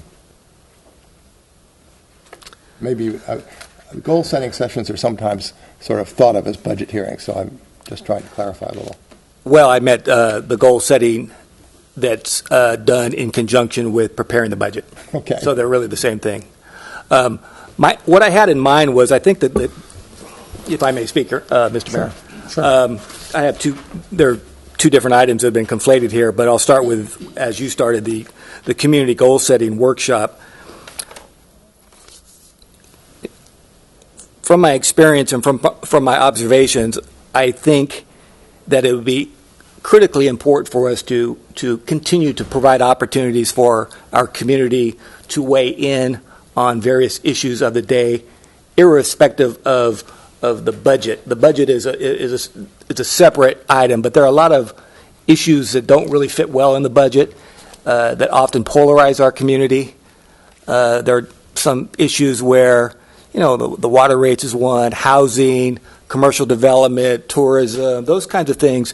Really what I'm trying to do is have a discussion with the community about really our city's mission and our core values, and to see if the values that we are articulating on the council are consistent with the values of the community. I think we need to have a discussion, an open discussion, and not necessarily connect it to the budget session. I asked for that a couple of times, but we've had a lot of urgent matters over the last 2 years. It's something I talked about in a campaign over 2 years ago. I've written letters about participation to the editor. So that's sort of what I'm looking at. People want to be engaged, I believe, and we need to create opportunities for that engagement. So it's sort of a workshop, a facilitated workshop if necessary. If it doesn't fit within our timelines, I understand that. I know we, again, as it was in 2014 and 2015, we're under these real time constraints in terms of how we prepare and adopt our budget. But I really think that our community will be strengthened and will come closer together if we go through this exercise. I really do think it's important, and and we also have to have those community workshops related to the budget. I'm not saying that one precludes the other. I think they need to all happen. So that's sort of what I'm really trying to get at. Again, focusing on our mission statement, focusing on our core values, and trying to attempting to make sure that that's aligned with our community and what they want to see us do in the next couple years. The other thing is really similar, but it's more focused on the council. We have a new council, and for me, I want us to be in a position to succeed. Mm-hmm. And I think we're different people. Diversity is our strength, frankly. We have different personalities. We have different learning styles. We have different ways of communicating. I think it is worthy to go through an exercise of team building where we all have a facilitated discussion about what we want to do at City Council, how we communicate, how we obtain information from either staff or others, and how we present that information, and really bond together so that we can be effective for the community. We don't have those opportunities. And I think it's important for us, especially given the newness of the two council members and the oldest of us three, that we get together and do that. And it seems kind of silly. I really think that those, some people go, that's just a waste of time. If we can connect and be on the same page and understand one another, I think it would be great. And I just am reminded of a quote that President Obama gave in his address, and it really struck me.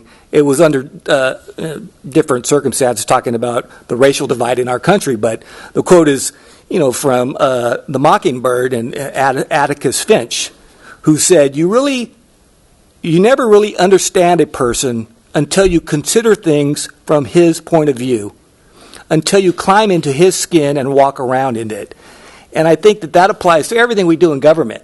We really need to start learning how to step into the shoes of the other, and hopefully the community will learn to help to step in our shoes and see what it is being here behind this podium, so that we can come together as a community. And so I think that's kind of what I want to do. There's two different, a community meeting and a team building session. I just think it would be very valuable for our community over the long haul and help us really learn to find common ground. Okay. Yeah, go ahead, please. Yeah, I agree strongly with both of these ideas. One of the most productive things for me when I was a working person was a retreat with the other people I worked with, where we understood their personality types and how they viewed issues and how they processed information. And it really helped me understand why I was always at odds with another person on something, because we just viewed things from a totally different perspective. And I think, given the election we've just been through and the fact that we're starting with a new manager, I think a team building, whatever it's going to be, retreat, would be extremely beneficial. On the goal setting, I absolutely agree. We need a robust community goal-setting meeting where people come and talk about what they would like to see us accomplish in the next year. And it's very important to me that it happens before the budget. I mean, a lot of the budget is fixed and doesn't change, but depending on what we decide our goals are, we may have staff time allocated to things that we didn't anticipate, and I think that we absolutely have to have the goal-setting session first, and that the whole budget follows from there. And I would hope that we make a good effort to get people to come to this meeting on the 4th, and that it be not the 3-minute buzzer kind of meeting, a real opportunity for input. Yeah, we don't apply the time rules in workshops. I think it was applied at the last year's goal setting. When I watched the tape of it, it was 3 minutes. Am I right about this? I don't think we apply the time rules in workshops typically. Well, it was at the last goal setting. It was 3 minutes in the morning and I think 5 minutes in the afternoon. Well, yes. Maybe it's... Yeah. It should be more of a workshop. My recollection is there was some limitation on time just because of the number of people that were there and the amount of material we were trying to get through. I don't recall the specific time limits for each speaker, but I do know we did have a specific amount of time budgeted for those public comment periods so that we could physically get through everything.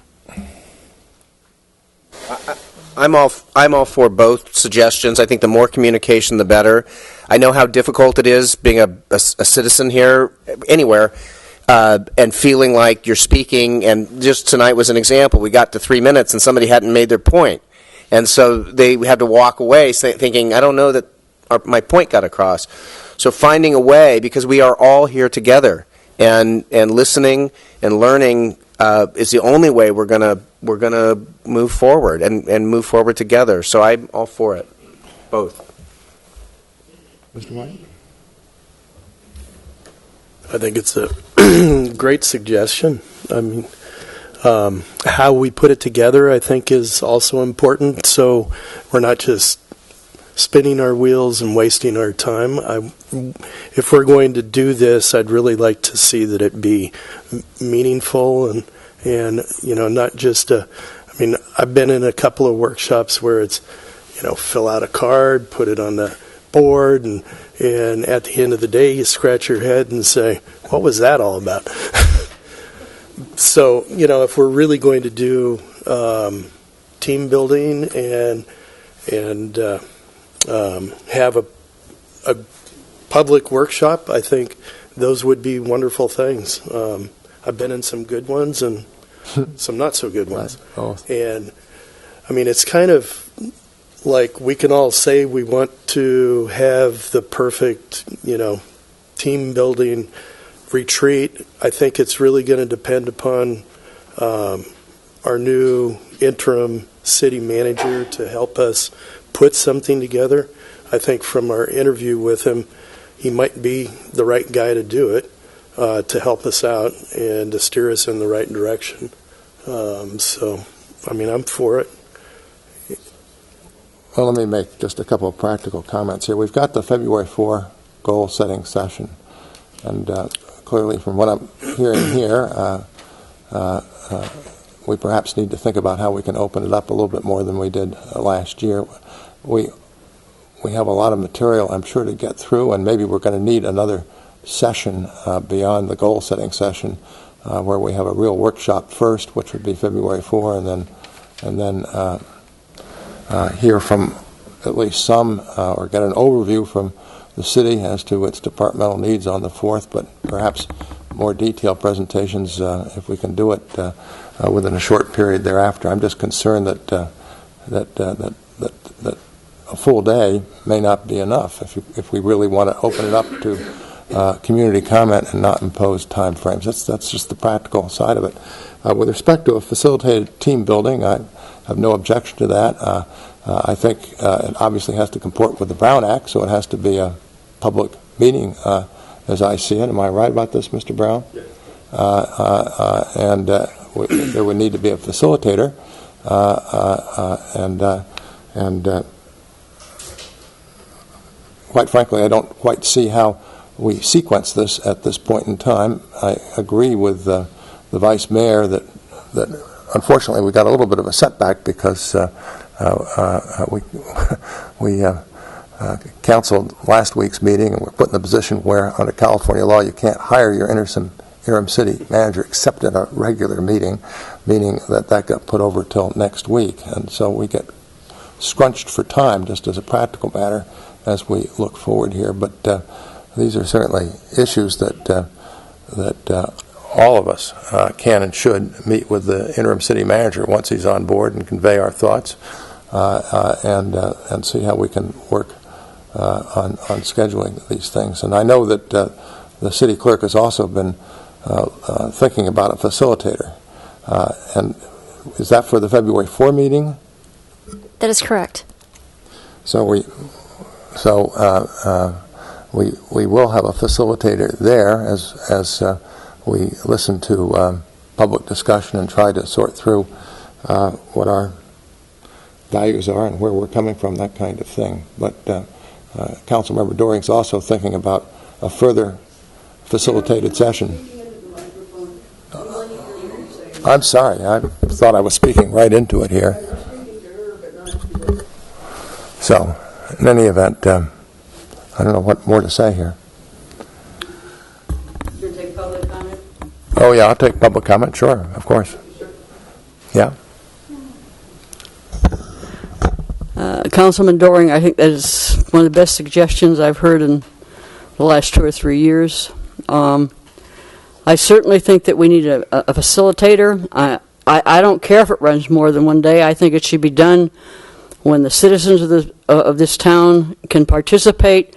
I mean, let's not do it in a work day on a Wednesday. Let's do it sometime when we can get the people in town. One of the things that happened at the meeting that Ms. Dell talked about earlier was the people are complaining because there is no communications in this town.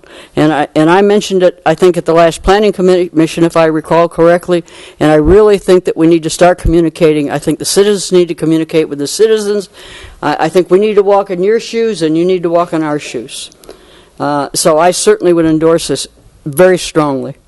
Okay, thank you. Any further public comment?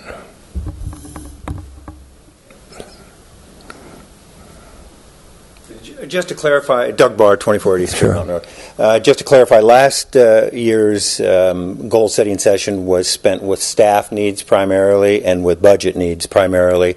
The citizens were given 3 minutes in the morning to speak, and because there were so many complaints, they were given 5 minutes in the afternoon.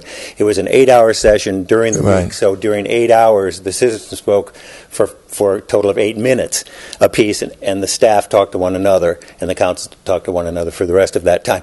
All necessary under the circumstances. There were only about 10 people there at any given time, so it wasn't that there were too many people. It was that you had a lot of other business to do, clearly, and it wasn't including the members of the citizenry. So I would suggest that yours is a very good suggestion, that if we have a second day that can be given to the citizens to ask you to do certain goals that we'd like to see accomplished, that might be more efficacious to everybody if you divided them into 2 different sort of situations and then made it clear which day we should show up so that we don't show up on the wrong day. Okay, well, both days are likely important. February 4th is what day? Is that a Saturday? It's a Saturday, so we do have it scheduled for a Saturday at the moment. Marina Hoffman, resident of St. Helena.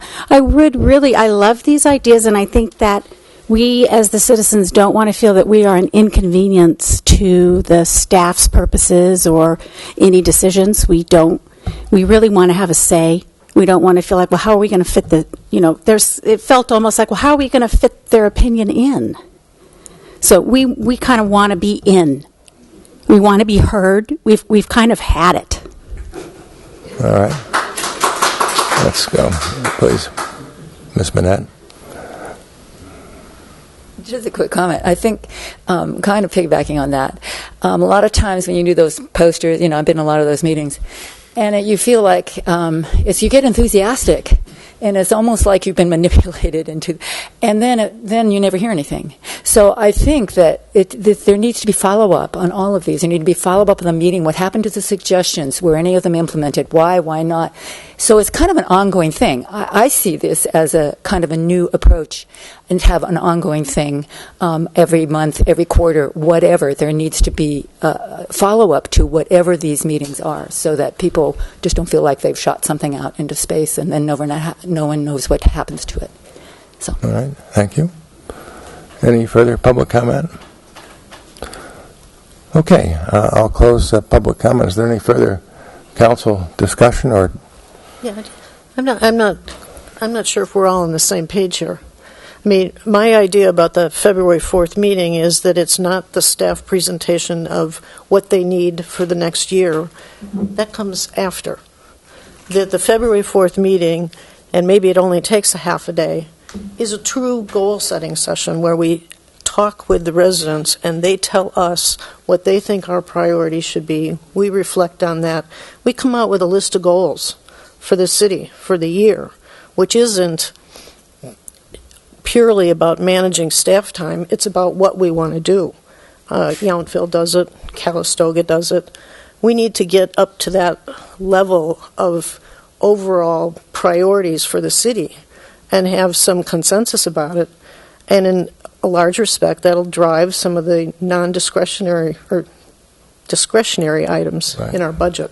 And so I would propose that the staff presentation follows later in February. I mean, as a practical matter, it's going to take our interim manager a while to get up to speed on all this anyway. So that's my understanding of what Councilmember Doring is proposing. That is correct. I didn't.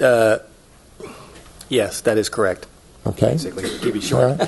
I think one of the things that I felt after last year's goal-setting meeting was we looked at the goals and people said, well, I was at that meeting and I suggested some things and they never showed up in the goals. A lot of people felt that residents, citizens, that their goals were pushed to the side. And so I think I like this idea of maybe it's 2 separate days where it's really clear that these are the goals of the people, the citizens who live here, and staff will certainly have their goals of what they want to do, but we have it's all presented. Ms. Black, did you have a comment? I was just going to reiterate that is correct, that staff is not going to be making presentations at the February 4th meeting. It's going to be more of a community interactive council. All right, good. And rather than the word goals, I like to emphasize the word values. What are our values? I think that will get folks thinking more about our community values. Then that, of course, leads to goals. That leads to budgetary decisions. That's really what I want to talk about. And I agree, it may only take a half day, depending on the number of speakers. We want to make it available. It would be helpful if it's facilitated. It's a short time frame. I don't know if that's possible, but... Ms. Black, do you have a further comment? We are looking at having a full day just to making sure everyone has the opportunity to participate. Okay. Presently, that's what we have. We have it scheduled I understand that. For. It's going to have to be heavily advertised, and folks are going to have to participate. That's on you. That's your part. So if we make it available. All right. Okay, and then we'll look for another date for the staff presentations that lead to the budget. Okay, any further discussion?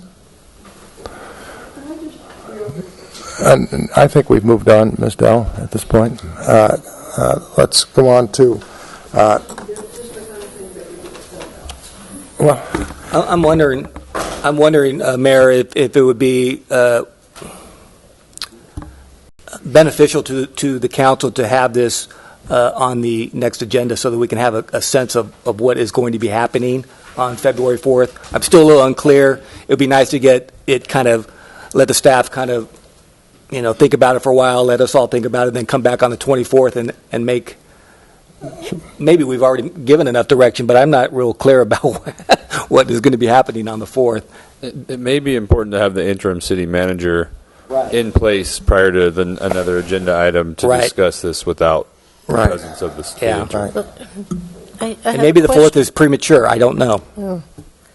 I mean, if we approve this contract at the beginning of the next meeting, can't the interim manager participate next week?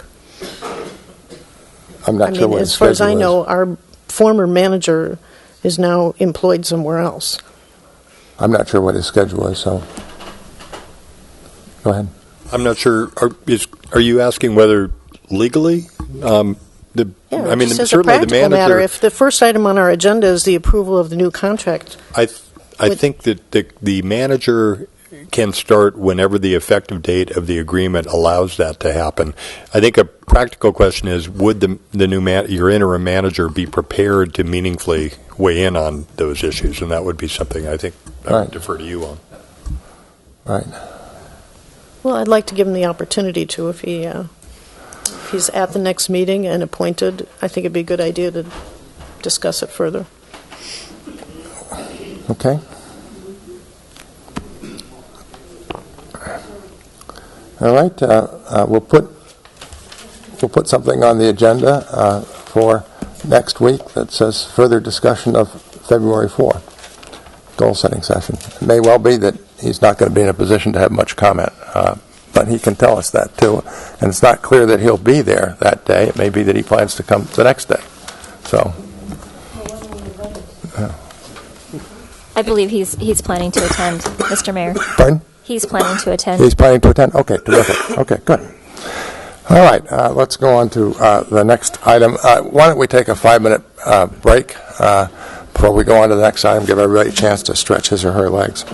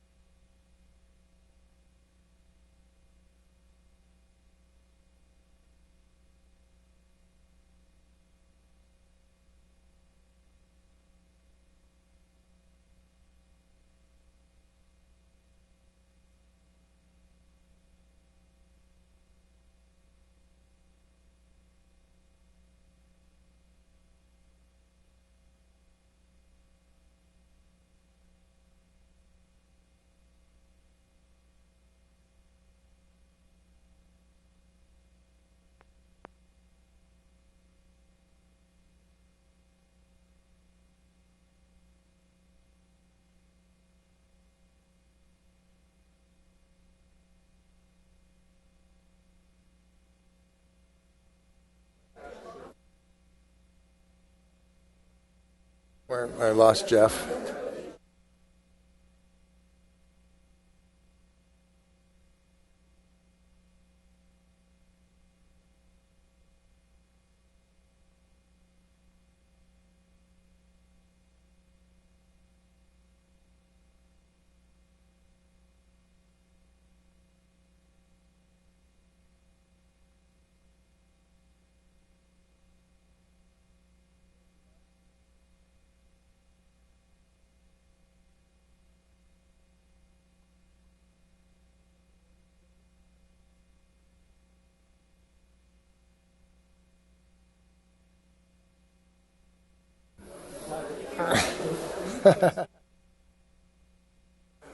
Oh, dear me.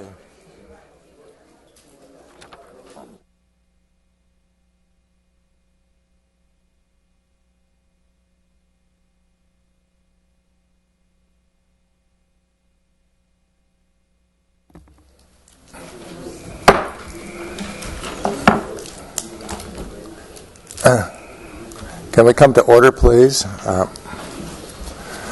We turn now to item 9.6 on our agenda, an item placed on our agenda by Council Member Doring.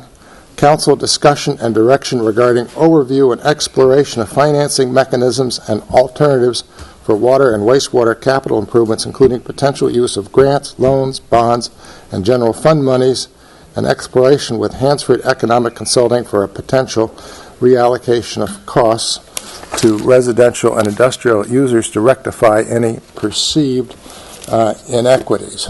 Let me begin just very briefly here before turning this over to Council Member Doring.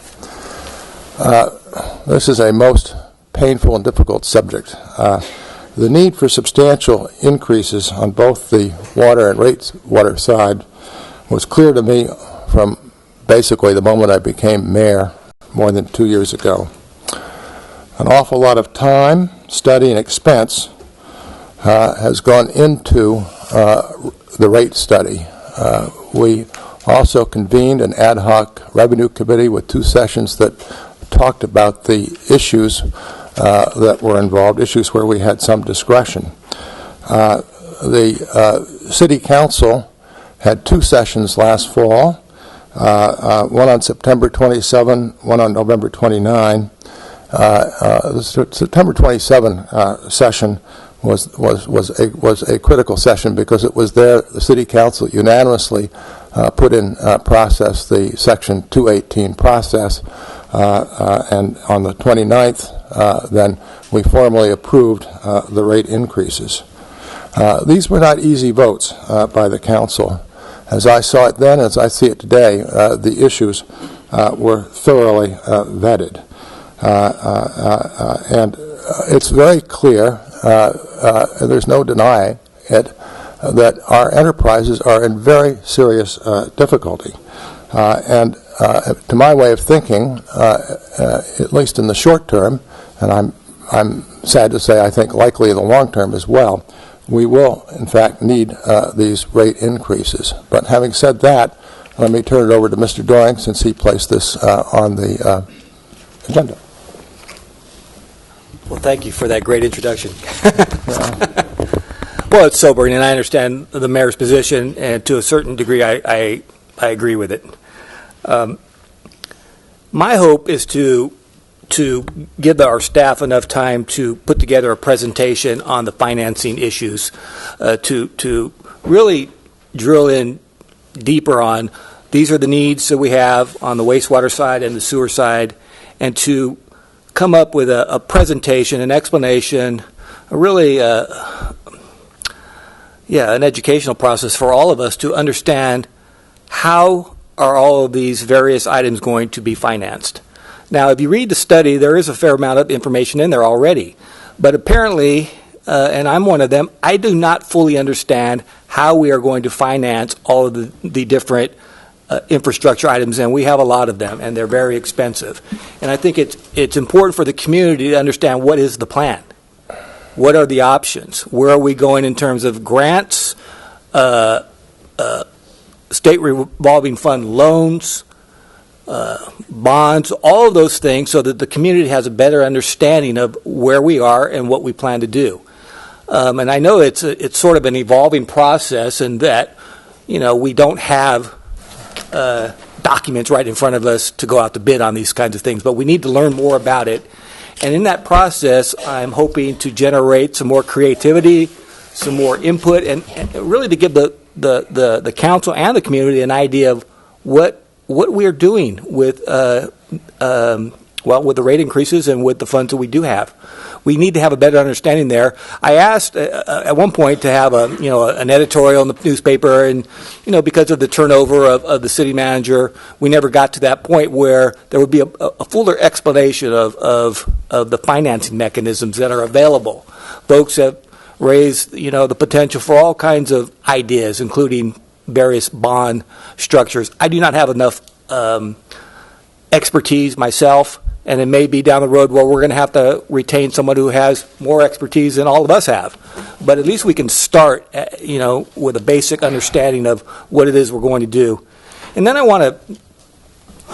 don't know if it will be fruitful, but it is important to go through the process and look at any inequities that are perceived to exist with the rate structures. In particular, when you compare the residential to the industrial rate users. Now, other people are going to have a different idea about that. My understanding is there were a number of assumptions and a number of judgment calls that were made based on industry standards. I don't have enough information in front of me to fully understand what those judgments were, what those assumptions were, and whether they are relevant to our community. So I need to learn something about that. And again, that may come further down the road, but the idea is to get it right. The idea is to get it right. Is it going to be a miracle where all your rates are going to go down to what they are now? I don't think that's realistic, but we have to go through the exercise so that we have enough information to make good decisions and get a better understanding of how certain assumptions were drawn and whether there's a potential of sort of reallocating some of these fixed costs. I'm talking more about the fixed cost side to see whether more equity can be found. That's really it. I don't have an expertise in this area, and I think it would be important for us to go through this exercise and to learn more. And of course, we have to rely on the experts ultimately, but I think we need to know what all of our options are. All right, is there any further initial comment before I open it up to public discussion? All right, let me open it up to public comment.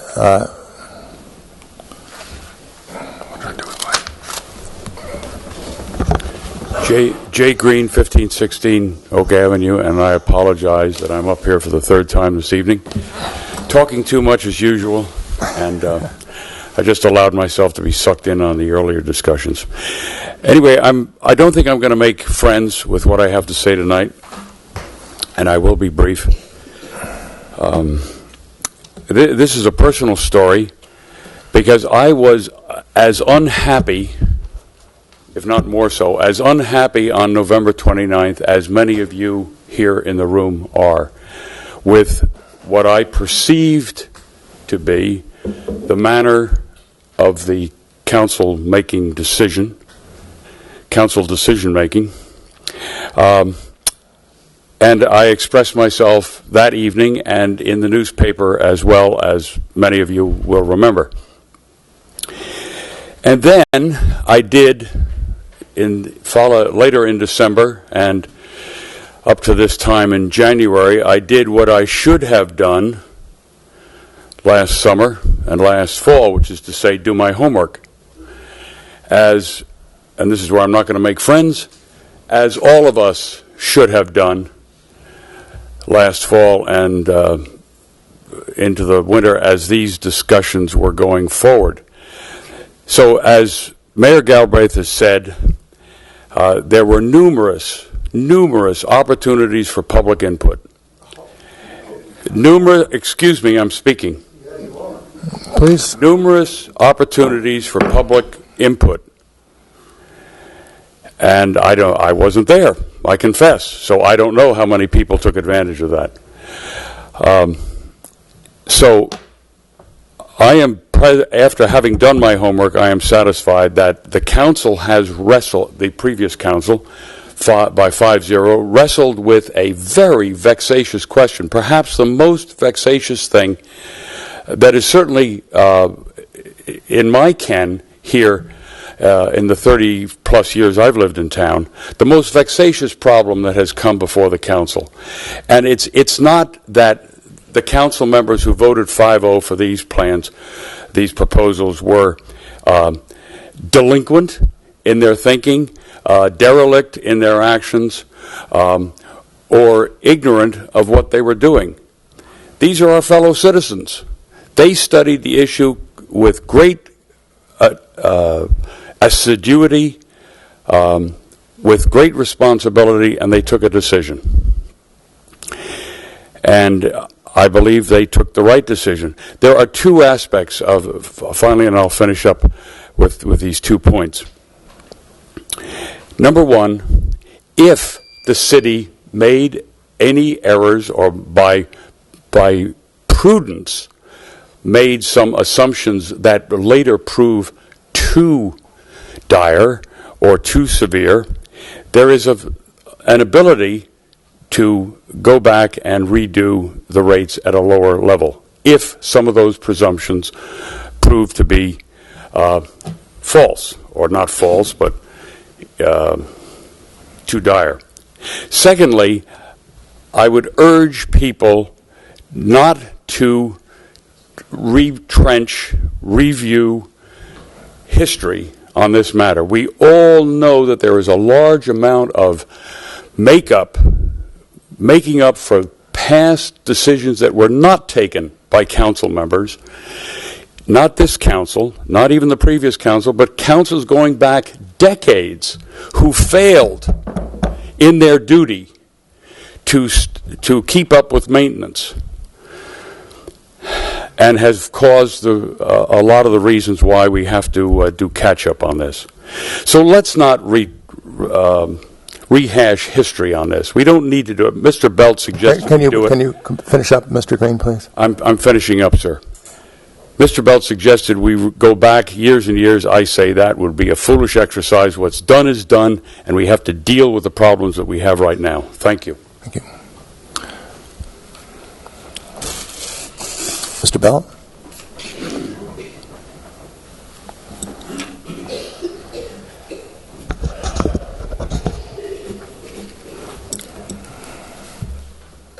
What you were talking about on the previous agenda item, and what was really a failure to give communication to the public.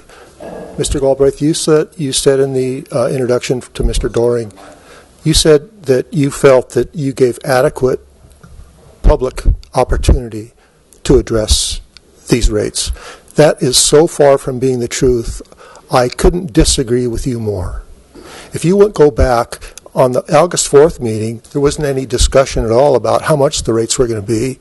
And then on the 3rd, I believe, of September, Mr. McKelly got up here to give a public comment, and you gave him 3 minutes, and he had a whole bunch of information to tell you, and you shut him down. You gave him about an extra minute, and that set the tone for everybody else in this public meeting to come forward on the September 3rd to make any comments.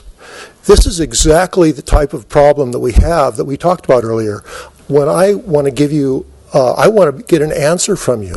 When I want to know why the ad hoc advisory committee represented the whole entire community and our feelings about the water rates, you can't answer that question. But it was a big mistake in my mind, and I believe a lot of the people in this community would say it is. How can 3 people represent the public here and answer and give advice to the rate consultant about things like the Meadowood project and some of the other ideas that were given to the rate consultant? You've told me yourself that tier rates are impossible in St. Helena, and I'm not sure that they are or they aren't. But we have 3 sources of water that we provide for our community, and each of those have a different cost. if we were to separate those, it's possible that we could have a tier rate. I don't know, but we were never able to explore any of these options. There was never an opportunity for any of us to ask questions and get answers. We were given 3 minutes to tell you our opinion. And this is exactly what we were talking about in the previous agenda item. I'm going to just say, I think you failed in these rate increases. And to Mr. Green, regarding the York Creek Dam, the city of St. Helena was under court order to remove this dam for 10 years, and the city pleaded to the district attorney asking for an opportunity. Pardon me? Yes, speak to the council rather than to Mr. Green, please. The city pleaded to the district attorney to give them time and take that injunction away so they could get an opportunity to get grant monies to pay for it. That was in 2002. It's 2017 now. I disagree with you, Mr. Green. I don't think we should just... Please look at the council. Yes. I disagree with Mr. Green, and he looked at me when he was talking too, and you didn't correct him. But I will say this. I disagree with Mr. Green's opinion and his comments that we should just forget about the past because it's not fruitful. I think the city of St. Helena needs to take responsibility for its failure to act. Even though it happened 20 years ago, it's still, the attitude is that you're just going to pass this on to the water rate customers. That's not right. Okay. Thank you. Thank you very much. Next public comment, please. Thank you. Yeah.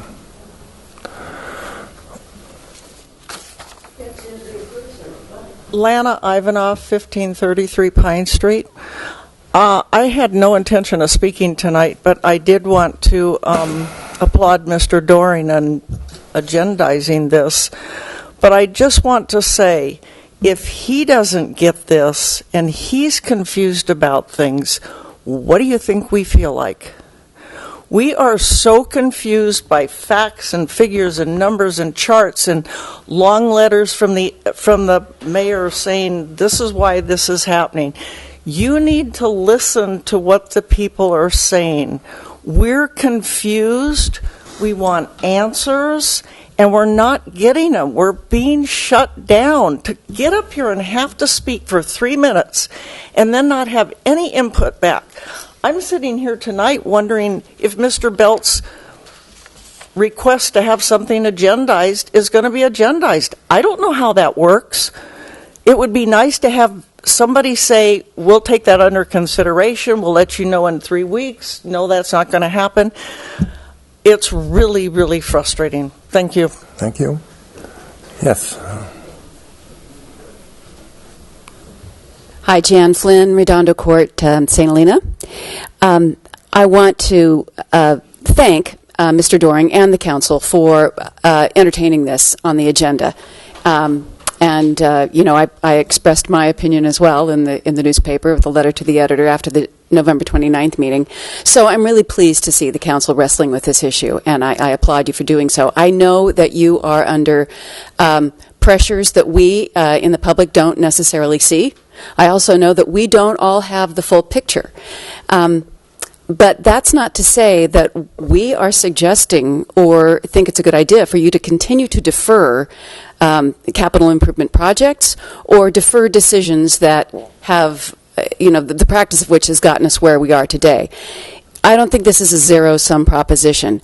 I think we do need to solve these problems. We do need to wrestle with rate increases or rate adjustments, but they do need to be equitable. And even though the council or the former council certainly operated within the letter of the law and had the required public opportunities for public comment, still that's not very realistic in terms of when it finally devolves on the people that this is really going to affect. I mean, the public tends to come to the table late on these things, and that's just realistic. But once we realize that our rates are going to be going up by 140%, I mean, the sticker shock is pretty incredible. When we really, by the time this reached public awareness, and that's a reality, we were given the opportunity to write letters in protest if we had a water meter. Well, none of the people in Vineyard Valley have water meters. We didn't get to write any letters. There's 2 water meters. And that's a fairly good-sized chunk of the population. So, in sum, I'm really glad that you are meeting. I hope you continue to do this. We really need to understand what the alternative funding possibilities are and why or why not they are taken. Thank you. Mr. Dunn? Good evening. I'm Homer Dunn on Pine Street. I've talked to a lot of people about this issue. A lot of people in this room, a lot of citizens have attended some meetings. I've met with a lot of people at the city trying to understand the financial side of this. And I'm not naive in that area. I've done work with some very sophisticated financing things. But I'll tell you, what I get from that 130-page document and what I hear from the people that I've spoken with doesn't mesh. I'm told one thing, but when I look in the documents, I cannot find it. So I could be wrong. Here's the thing I found, though. Nobody disagrees that we should not fix all this stuff. Everybody wants that. The disagreement is how we're paying for it. I personally believe that we're not paying for it correctly, and that if we corrected it, it would make a significant difference in the per meter cost payment by the citizens.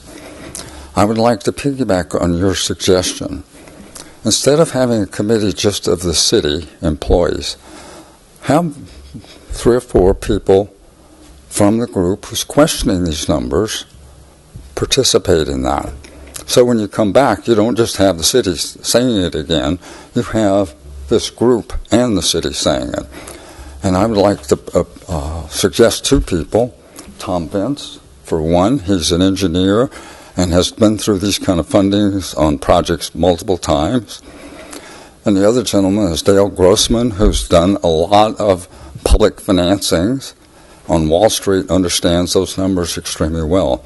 So those 2, and if they want to suggest a couple more, I strongly request that you include some people on this side to help put those numbers together so that when we're speaking to the group, we're doing it together, not the city yet again presenting their same subject. Thank you, Mr. Dunn. Any further public comment? Thank you. Mr. Pence? You've been volunteered here. Tom Vance, 22 San Lucas Court. I wasn't going to speak, but my only point is I totally agree with Councilman Doring on the overview and explanation of the financing mechanism. My reading of the report basically is that from 17 to 21, 86% of the CIP projects are funded by cash. And in the 10 years of CIP funding, I believe 77% are funded by cash. So funding by cash means rates and fees. So I would just welcome the finance director and city staff to seriously give us a hearing on why we cannot use revenue bonding for that financing. Thank you. Thank you.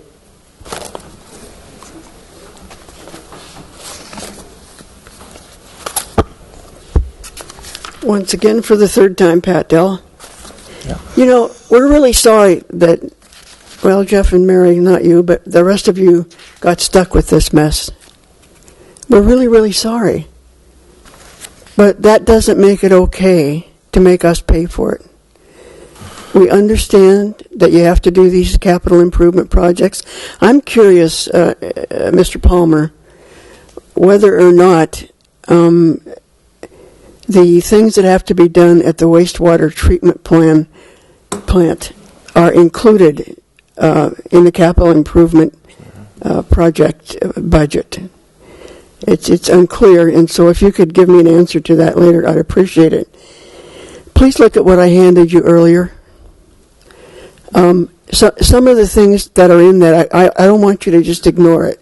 They were very well thought out, and if you could think about doing some of those suggestions, it would resolve some of these issues.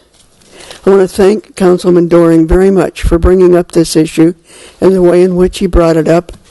I think two things have to happen. We all have to have a better understanding. We have to have a better opportunity to speak. But somehow you have to get these rates down.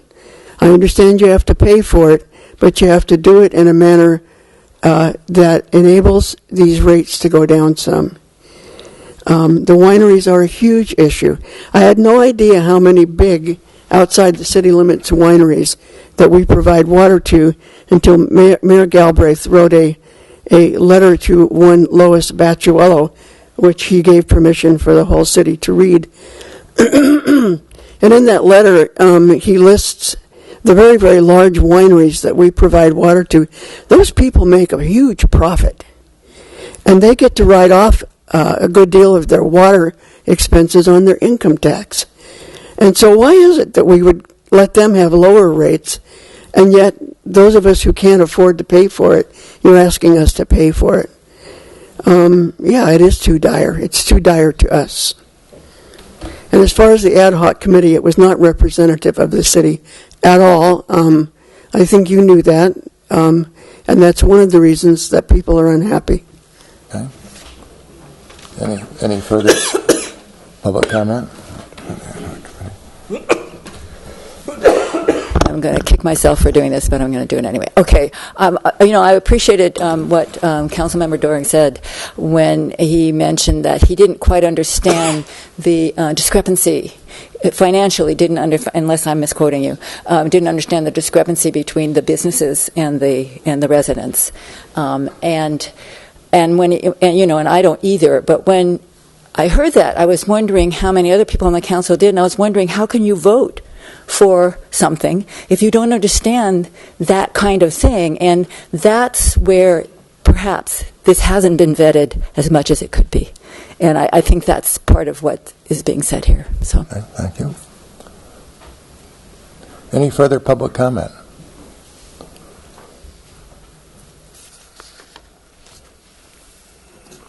Doug Bargan, just more of an overview comment. I think what you're seeing here is what we've seen over this last year and a half, 2 years, in which people clearly don't understand our budget issues, our budget needs in very specific ways.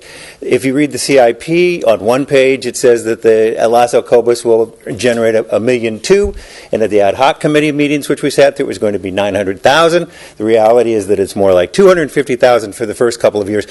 When you have discrepancies within the budget itself that's being presented to us, we'd like to have 40% in a reserve fund, but we can get away with 25%, but today we have 23%. All of this makes it very unclear. In the water issue, it's completely the same situation. We don't know realistically how many people we sell water to, from whom we buy water. We don't know what the restrictions are on those sides, both of those sides. We don't know what years that we were, as St. Helena, not the state, in actual drought. And if we only have, 2,700 hookups, but the mandate is for 3,000 and above. Why are we paying more? Because isn't that mandate? We don't have to conserve, and yet we did conserve. And did anybody think about whether or not conservation would lead to these problems?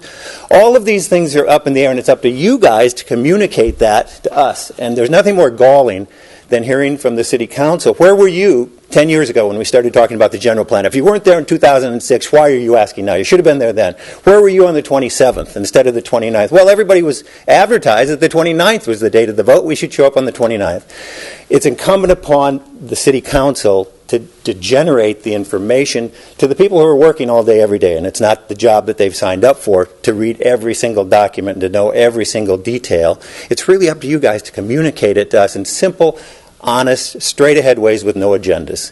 It really is incumbent upon you guys. And it would help enormously, and I think there's where the divide is. It ends up feeling like it's you against us, the citizens. It's not meant to be that. We are a team trying to make this the authentic, wonderful small town that it is, and preserve that. So communication is everything. Thank you.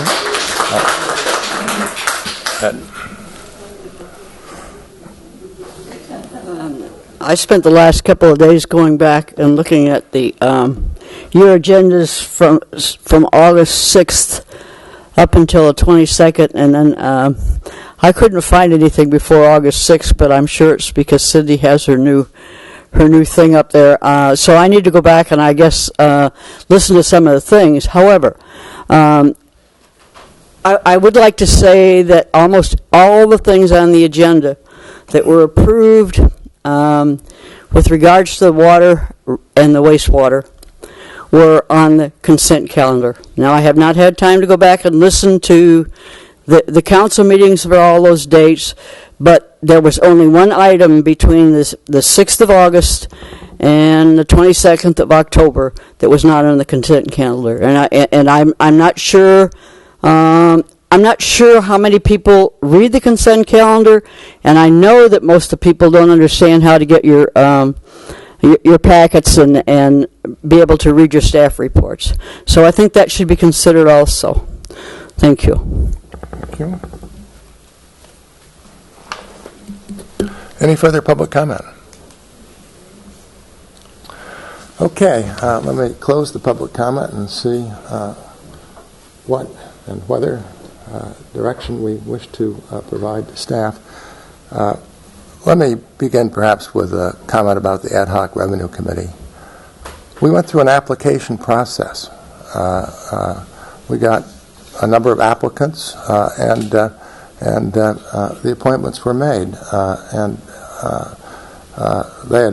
These were applicants. This was a committee that first had sought to evaluate financial alternatives, including transfer tax, that might be available to the city to help raise revenue. And then it was reconvened at my suggestion to deal with discretionary issues, and I don't mean to pretend there were a lot of discretionary issues relating to the water and ratewater increases. There were not a lot of discretionary issues, among other things, because of the San Juan Capistrano case. And believe me, at that hearing, at one of those meetings, I think it was the second meeting, there's actually a slide that absolutely makes the point that we're not in a position where we can separate out costs of water production from our three sources and then charge different costs, different levels of different classifications of customers. It's just not legally feasible, and that hurts. And that is a big driver in terms of how it was and how it came about that water rates got reallocated to the detriment of residential users among the various classifications of customers. But we're in a legal bind. With respect to the financial issues, I kind of think that it would be useful if the city staff can put together out of the rate report. There's a tremendous amount of information in that rate report. For example, I went through it, I've gone through it many times, and I would not expect members of the public to go through it the number of times that I've been through it, and that's my job.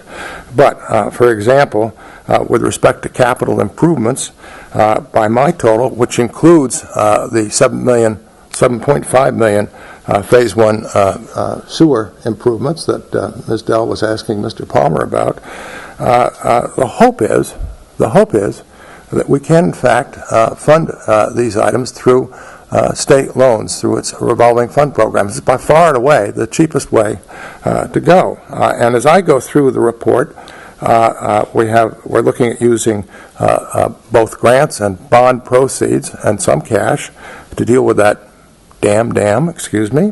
And I've got the numbers right here. The two grants total about $1.8 million. That's the best way to go, and there's nothing here that says that the city is not going to continue to look for grants. That's very clear in the staff report. That's Ms. Prokofsky's job to continue to look for grants. We have dedicated loan proceeds of $2.7 million coming out of our 2012 bond offering, as I understand it. There is a remaining cost of $1.7 million there. We've got to get to that. We're under tremendous pressure to deal with that dam after all these years. And we have also a major problem deals with this Bell Canyon intake tower. I can't believe it cost $2.1 million to replace an intake tower, but it does. And it's in miserable shape. Mr. Palmer in the past has shown here photographs. It looks like it's just barely hanging on to the bottom of that reservoir. And then we have pump station upgrades. And the hope there, which totals $2.7 million, is to do those through state revolving fund loans. By my calculation, out of the capital improvements that are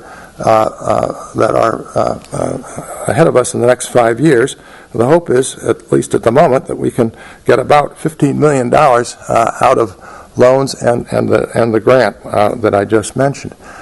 Now, there's no assurance here. Part of our problem, and this is what I would hope that Ms. Mitz could address, part of our problem, as I understand it, deals with the fact that we are in deep non-compliance with our loan covenants in our 2012 bond, meaning that particularly on the water side, we're running a very substantial deficit. My understanding of the bond covenant is that net revenues, meaning revenues minus operating costs, must equal 120% of debt service. We're in negative territory here.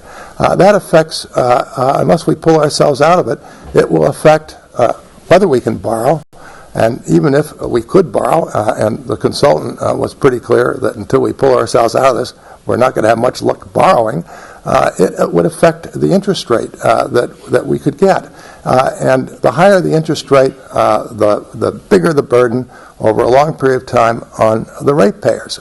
So there are a lot of moving parts here. But my suggestion would be, if Ms. Mitz is agreeable to it, is to come back. I don't know that next week is doable. It's not. But within a reasonable period of time, that sets out how we propose to finance the major capital projects. I think the staff report was very clear that we were looking at grants and loans for the major capital projects, and also how our bond covenants work and what the risk to the city is. My understanding of the bond covenants, which could be wrong, was that we are not allowed to reduce rates unless we are in compliance with our bond covenants, if that's correct. But again, I think it would be useful to have a memo that explained that it cited the relevant language. I mean, it's not like we have meaningful flexibility here. I don't think any member of the council could, in good conscience, vote for any program that in effect puts us in breach of our loan covenants. We're trying to come into compliance with our loan covenants. And as I say, that affects mightily our interest rate, and it will affect our interest rate not only on the water and wastewater enterprise, but it will affect it on the general fund side too. I mean, these are all interwoven problems. But Mr. Doring, does that at least for a start help you? Oh, I'm sorry. Go ahead, Ms. Goberstein. Yeah. I'm not going to reopen the public hearing, Mr. Dunn. Okay. You know, when these rates were passed on November 29th, I think the message that I heard was these were the maximum rates, and the new council could always take action to reconsider them. And that's really what's being proposed here. And this rate study, it was a very dense document, and it takes a lot of time to get your head around it and what's in it and how it's being done. And one of the major goals of rate making, besides covering your revenue, is public acceptance. And we clearly don't have it. And so I think it's absolutely necessary that we go through the process again, and we can do it in an abbreviated manner. We have the rate model in place. I think we need to test different alternatives and see how the rates come out. With regard to revenue, we are relying heavily on cash. I mean, that can't be denied. That's what is driving the rates primarily, is that at the current moment, we are not relying on a lot of bonding and grants to cover these costs. I asked a member of our ad hoc revenue committee about this before the meeting on the 29th. And I asked him if the committee ever discussed the revenue and how projects were being financed. And was he aware of the fact that so much of it was being paid for in cash? And the answer I got was no. It was a given. It was a given to the committee, and it was a given to the consultant. And it just went into the model. I think there's a lot of merit in the idea that we should go back and we should look now at whether it is really feasible to think that we can finance some of these projects in a different manner. And I think we should do it not just with our staff, who I respect, but with the participation of other people in this town who are knowledgeable in the area. We're not going to get public acceptance if this is a one-way discussion. Another thing we tried to do in this rate study, we were trying to do a lot of things. We were trying to comply with Proposition 218. We were trying to catch up on our CIP. And I don't think anybody is saying we shouldn't be doing that. But we were also trying to create this self-contained system where everything is paid for through the rates. Well, we may get there eventually, but there are other sources of money, like TOT, and like Measure D, which is really other people's money. And maybe for the first couple of years, in order to get us where we want, we should test injecting some of that money into the rate models and see how it comes out. On the York Creek Dam, I would agree that under Proposition 18 or 218, we can include it. My question is, should we include it? Just because it's something that we can put in the rates, should we study it a little bit more and find out if there's a different way to include that particular cost? On the equity, to me, there's a gross inequity in the rates. And I think I've identified where it's coming from. It's when you get to the end and you have various costs and you allocate them to the customers. And this whole practice of functionalizing costs and allocating the costs is pretty widely acknowledged to not be an exact science. It's a judgment call. You're saying this percent goes here, this percent goes there, and here's how we get it into the rates. And I think we need to review that so people understand what judgment calls were made, and could we make other judgment calls. I don't think it's going to cost a lot to run different assumptions through the rate models that we already have in place. And lastly, not lastly, we need to address the affordability and find a way to have a subsidy program that can reach out to more people. I think we should do this. I think we should start to do it quickly and commit to a time schedule. We have rate increases that are going on in February, and then we have another set coming by November. And my hope would be that we set up a new analysis and that we have some decision before we get to the second rate increase. And maybe we even consider freezing the rates where they are now until we get this done, which would give us plenty of incentive to get moving. Well,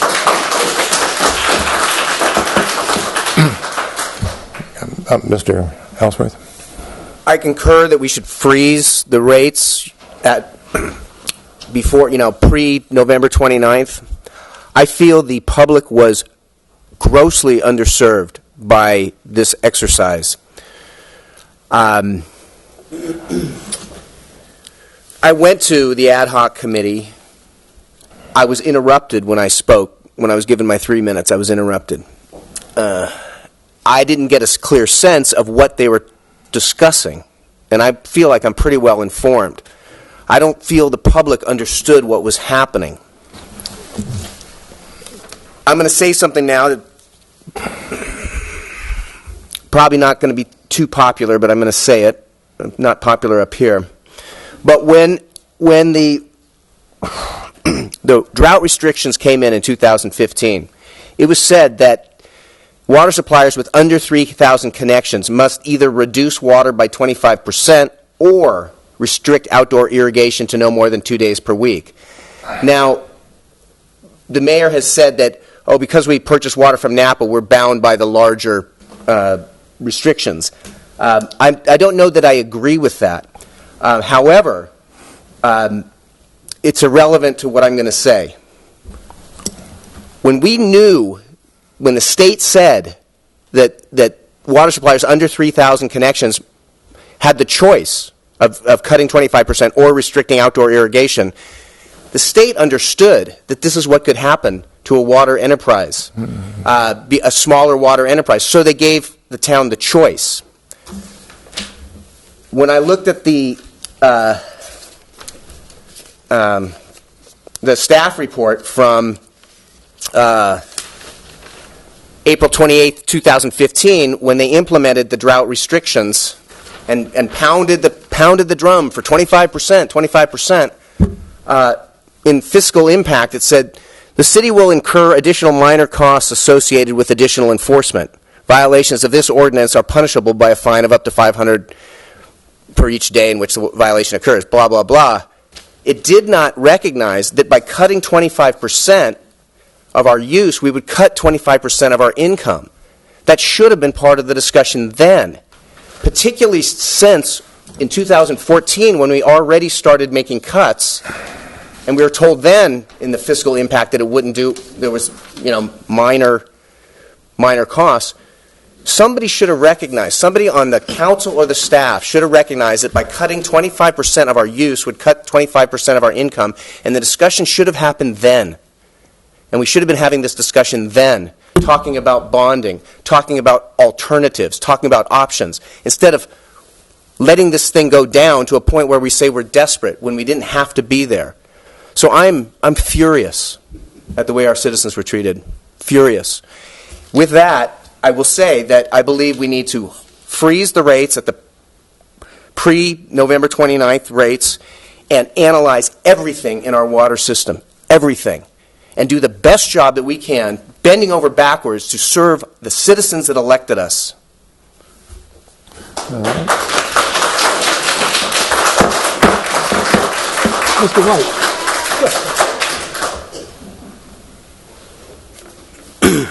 Well, having sat through every public hearing, and I'll even go back. I mean, we did this in 2011, right after I was the first year I was elected onto the council, and it was the first time that the rates had been increased in over 20 years. Well, please. Anyway. So, I will. So, I went through every public hearing. I mean, when we had the ad hoc public hearings and had the workshops with the consultants, there were 3 people in this room that showed up for those meetings. And they were publicly scheduled, noticed, and no one shows up. But that was where I learned the most about the rate structures, about the law, what we had to follow, where we were going, the CIP, and it's disturbing to me that there was so little participation, and everybody waits until the last couple of meetings or the last meeting. I'm talking. Excuse me. And it's really frustrating for me to take my time to come to every one of the meetings, and no one shows up until the last chance, the last couple of meetings to voice their opinions. But if you understand, our infrastructure is falling apart, and our water enterprise and our sewer enterprise are broke. So financing and freezing the rate structure is, I can't even imagine how that is going to help us. It's going to put us in jeopardy of the one bond or the one financing mechanism that we do have and future financing mechanisms that we may be able to do. I mean, and staff has aggressively gone after grants and whatever other funding mechanisms that are available out there. I mean, what was it, Prop 8, that we got almost, well, I can't even remember the numbers, but we got more monies for the York Creek, for the dam removal. And, I mean, that's not sitting on their laurels or waiting for more monies to come in from the customers. That's going out and actually looking for financing and funding that's available. And, I take offense at that we didn't notice people, we didn't include people. I mean, if you didn't want to participate, you didn't have to participate, but it was available to participate. And I think if you read the information, you actually did your homework and became informed and participated in the public hearings, you've got to realize that if we don't do something like what we did, then it's sunk. So I feel good about what we voted on, what we came up with as decisions, and I'm in favor of education and informing everybody on details that maybe they missed or maybe they don't understand, and have a summary or something similar. But to freeze the rates, I think is crazy. So, Mr. Doring? I think we should be thinking in terms of what direction, if any, we give staff at this point. Well, I think we need more information. I think it would be a little bit dangerous. There are many unintended consequences with bonds and that kind of thing to freeze the rate. So I don't think that that's something I'm interested in. I'm not even sure we can do that now. I mean, that we have to agendize something like that. I don't know if there's enough. I don't have enough information to make that decision, frankly. I worry about unintended consequences. I really. I think it does a disservice. I appreciate your rage, Councilmember Ellsworth, but it's not productive to go backwards. I think I want to go forward and try to find common ground, and I think that's what you want to do too. I think we are all lay people here, elected. We do our best. We're not perfect. We're human beings. I don't think it helps to go backwards and try to say, well, this could have been done. The whole point of my putting this on the agenda is to educate the community, do what we promised to do at the November 29th hearing, which was to look at this again, and if there were opportunities for other kinds of revenue mechanisms, that we would explore that aggressively. And I'm committed to doing that. If there are inequities that show up that we did not anticipate, and it's not a matter of being confused, it's a matter of understanding what assumptions were made and to get a better idea of what the judgment calls were. That's not confusion. That's something we promised to do. If there are inequities, then we should address them. That's the point. If there aren't any, then we move forward.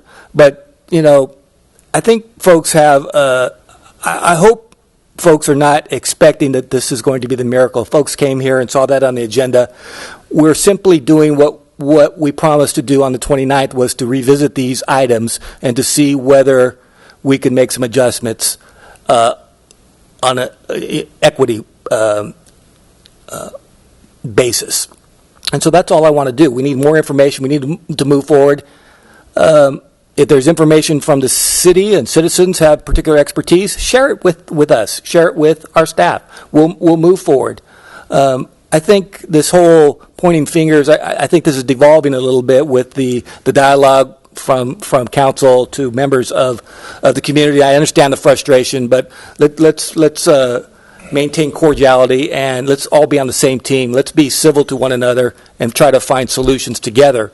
The information, some of the information is interesting. I think there is an equity argument to be made on the dam, and I'm open to exploring that issue. I think there's a good point to be made that by the many years of deferral of these items with respect to the dam, that there is an equitable argument to be made that maybe that a portion of that should equitably come from the general fund. And I want to see what those numbers look like. I realize, Mayor, that there probably isn't a whole lot in the general fund to do that, even with Measure D. But we should at least look at it. And I know we're not really into the budget process to get a full understanding of what the implications are, but we should look at all of these different things to try to find equity in the community. We need to go forward and definitely take care of these issues, because I don't want to be here 30 years from now saying, well, that council, they didn't do their job. We have to do our job. We have to do these things. And we have to be reasonable about it. We only have so much money. We could spend $500,000 and do a study and get all the consultants in the world, but that would not be prudent to do. So in terms of how we go about this and how much money we spend to do it, we have to balance the need for information with the costs and the budget of the city. So I'm kind of wanting to do an overview of the financing mechanisms that are available, some education, and at some point, maybe it's a two-step process. The second step would be to drill down on some of the cost allocations and maybe have either our current consultant, who would probably have to be hired to explain some of those assumptions. Maybe that can come at a second hearing. I don't know. Well, these are and we don't have a city manager. We have a lot of things going on, and so, it's a timing mechanism. But I think we need to educate our community and make these decisions based on more information. I'm convinced that there is an equity issue based on information that has been presented to me, and I want to confirm that because I don't have enough expertise in the area. I guess the question for me is, what direction are we giving staff this evening? I said the question for me is, what direction are we giving staff this evening? We're obviously not going to solve any of these alleged issues this evening. That's not our role tonight. I do think it would be helpful if a summary report could be written that showed what major projects, just listed out the major projects that we seek to fund through grants, through loans, and there are a number of different state funds that are involved in the report. And I must say, it does take digging through the report to figure these items out, because some of the loans and the fact that loans are going to be used in certain respects come up in the spreadsheets when you look at them in some detail. But the fact is, there's an awful lot that's assumed to be funded through loans. But I also think it's very important for us, at least initially, to understand our covenants. And by that I mean perhaps attaching to the staff report a copy of the covenants so people can see them, because unless I am wrong, there are very serious consequences to us, and I would certainly like staff to either validate what I say or not validate what I say. If we were ever to think about reducing rates when we're not in compliance with our bond covenants. The financial community has us in a vice based upon our past borrowings, and we cannot escape that vice responsibly, if I'm correct in categorizing what I perceive that I think I know from reviewing city records. But I would suggest that we start there, that we come back after our new city manager's on board and have a further discussion. May I make a Sure. additional? I recently met with the mayor of another city and asked, just some general questions. One of the things she suggested was having an expert finance committee made up of people in the finance world. As we've seen, there are some people here who have that expertise. I think by not opening it up to outside experts that live here, that are willing to serve our community, to do everything, absolutely everything possible to figure this situation out. Because if there is an inequity and it starts out small, it's going to get bigger and bigger and bigger. So I think by saying, and I respect our staff, and I know everybody's doing the best job they can, but I think we need to look at it with expert eyes and say, yes, you're saying that the financial community has us in a bind. Well, maybe there's somebody from the financial community who can say, we know how to get out of this bind, and we can help guide you. So I think that should be looked at. Well, I think the starting point is to get staff to come back and show us exactly what our covenants are and how they apply to us. And staff has tremendous expertise in terms of dealing with the state and its revolving funds. I mean, they work with it all the time. So that to me is the place to begin, so that we see what discretion, if any, that we have under our covenants. There's no point in going down paths that, in fact, are foreclosed to us by legal documents. That's just not spending money prudently, at least in my judgment. So I think that's the first step, is to take a look at those issues and then to come back, and then that's going to take a little while, and then we're going to have our new interim city manager on board, and my belief is he's quite experienced in these matters from his past positions, and that will be helpful as well. Is that, yes? I think the major increase that we're going to see is in November. So I can accept your fear about freezing rates. They're not going up that much starting in February. But the major annual jumps start to happen in November. And I would certainly like to see us maybe agendize this again to set a schedule of what we're going to do and when, so that if we do decide we're going to change these rates again, I don't know if we have to go back into the whole Prop 218, but I would like to be sure that we are on a time frame where we work backwards and we know by what date we have to make certain decisions and move ahead. I'm confused by the comment that the study looks towards bonding and loans for projects, because frankly it doesn't. I mean, the rate structure is being driven by the need for so much cash. And so I don't know if you're suggesting that we're going to find some loans or grants that aren't currently plugged in, and then we're going to come back and reduce the rates. I don't follow that. On the bond covenants, I'm not saying it's not a serious legal issue. It is. As a dollar issue, it's not quite as significant. I mean, to be 5% off of a payment, if there's a balancing act and you're changing the rate structure, you're going to have more money to be sure that you're satisfying your bond covenants. I mean, we're talking about, you have a covenant of a $100,000 payment and you have to have a 10% cushion. That's not a lot of money. On the other hand, saying we're going to take $5 or $10 million worth of projects and we're going to pay for them with cash, that is a lot of money. And you take that money from that section and you move it into being sure you're in compliance with your bond coverage, you can bond more projects. Obviously, they cost less than paying cash. And it just makes sense when you're talking about long-term capital improvements, things that have a long life, to not necessarily pay cash for them.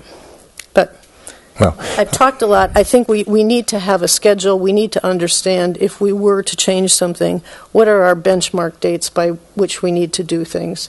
Okay. Again, I don't agree with your characterizations there, because I do believe a lot is assumed to be bonded, and we're making big use of the state revolving funds. But in any event, that's my point, is to have city staff focus on that, at least initially. But in terms of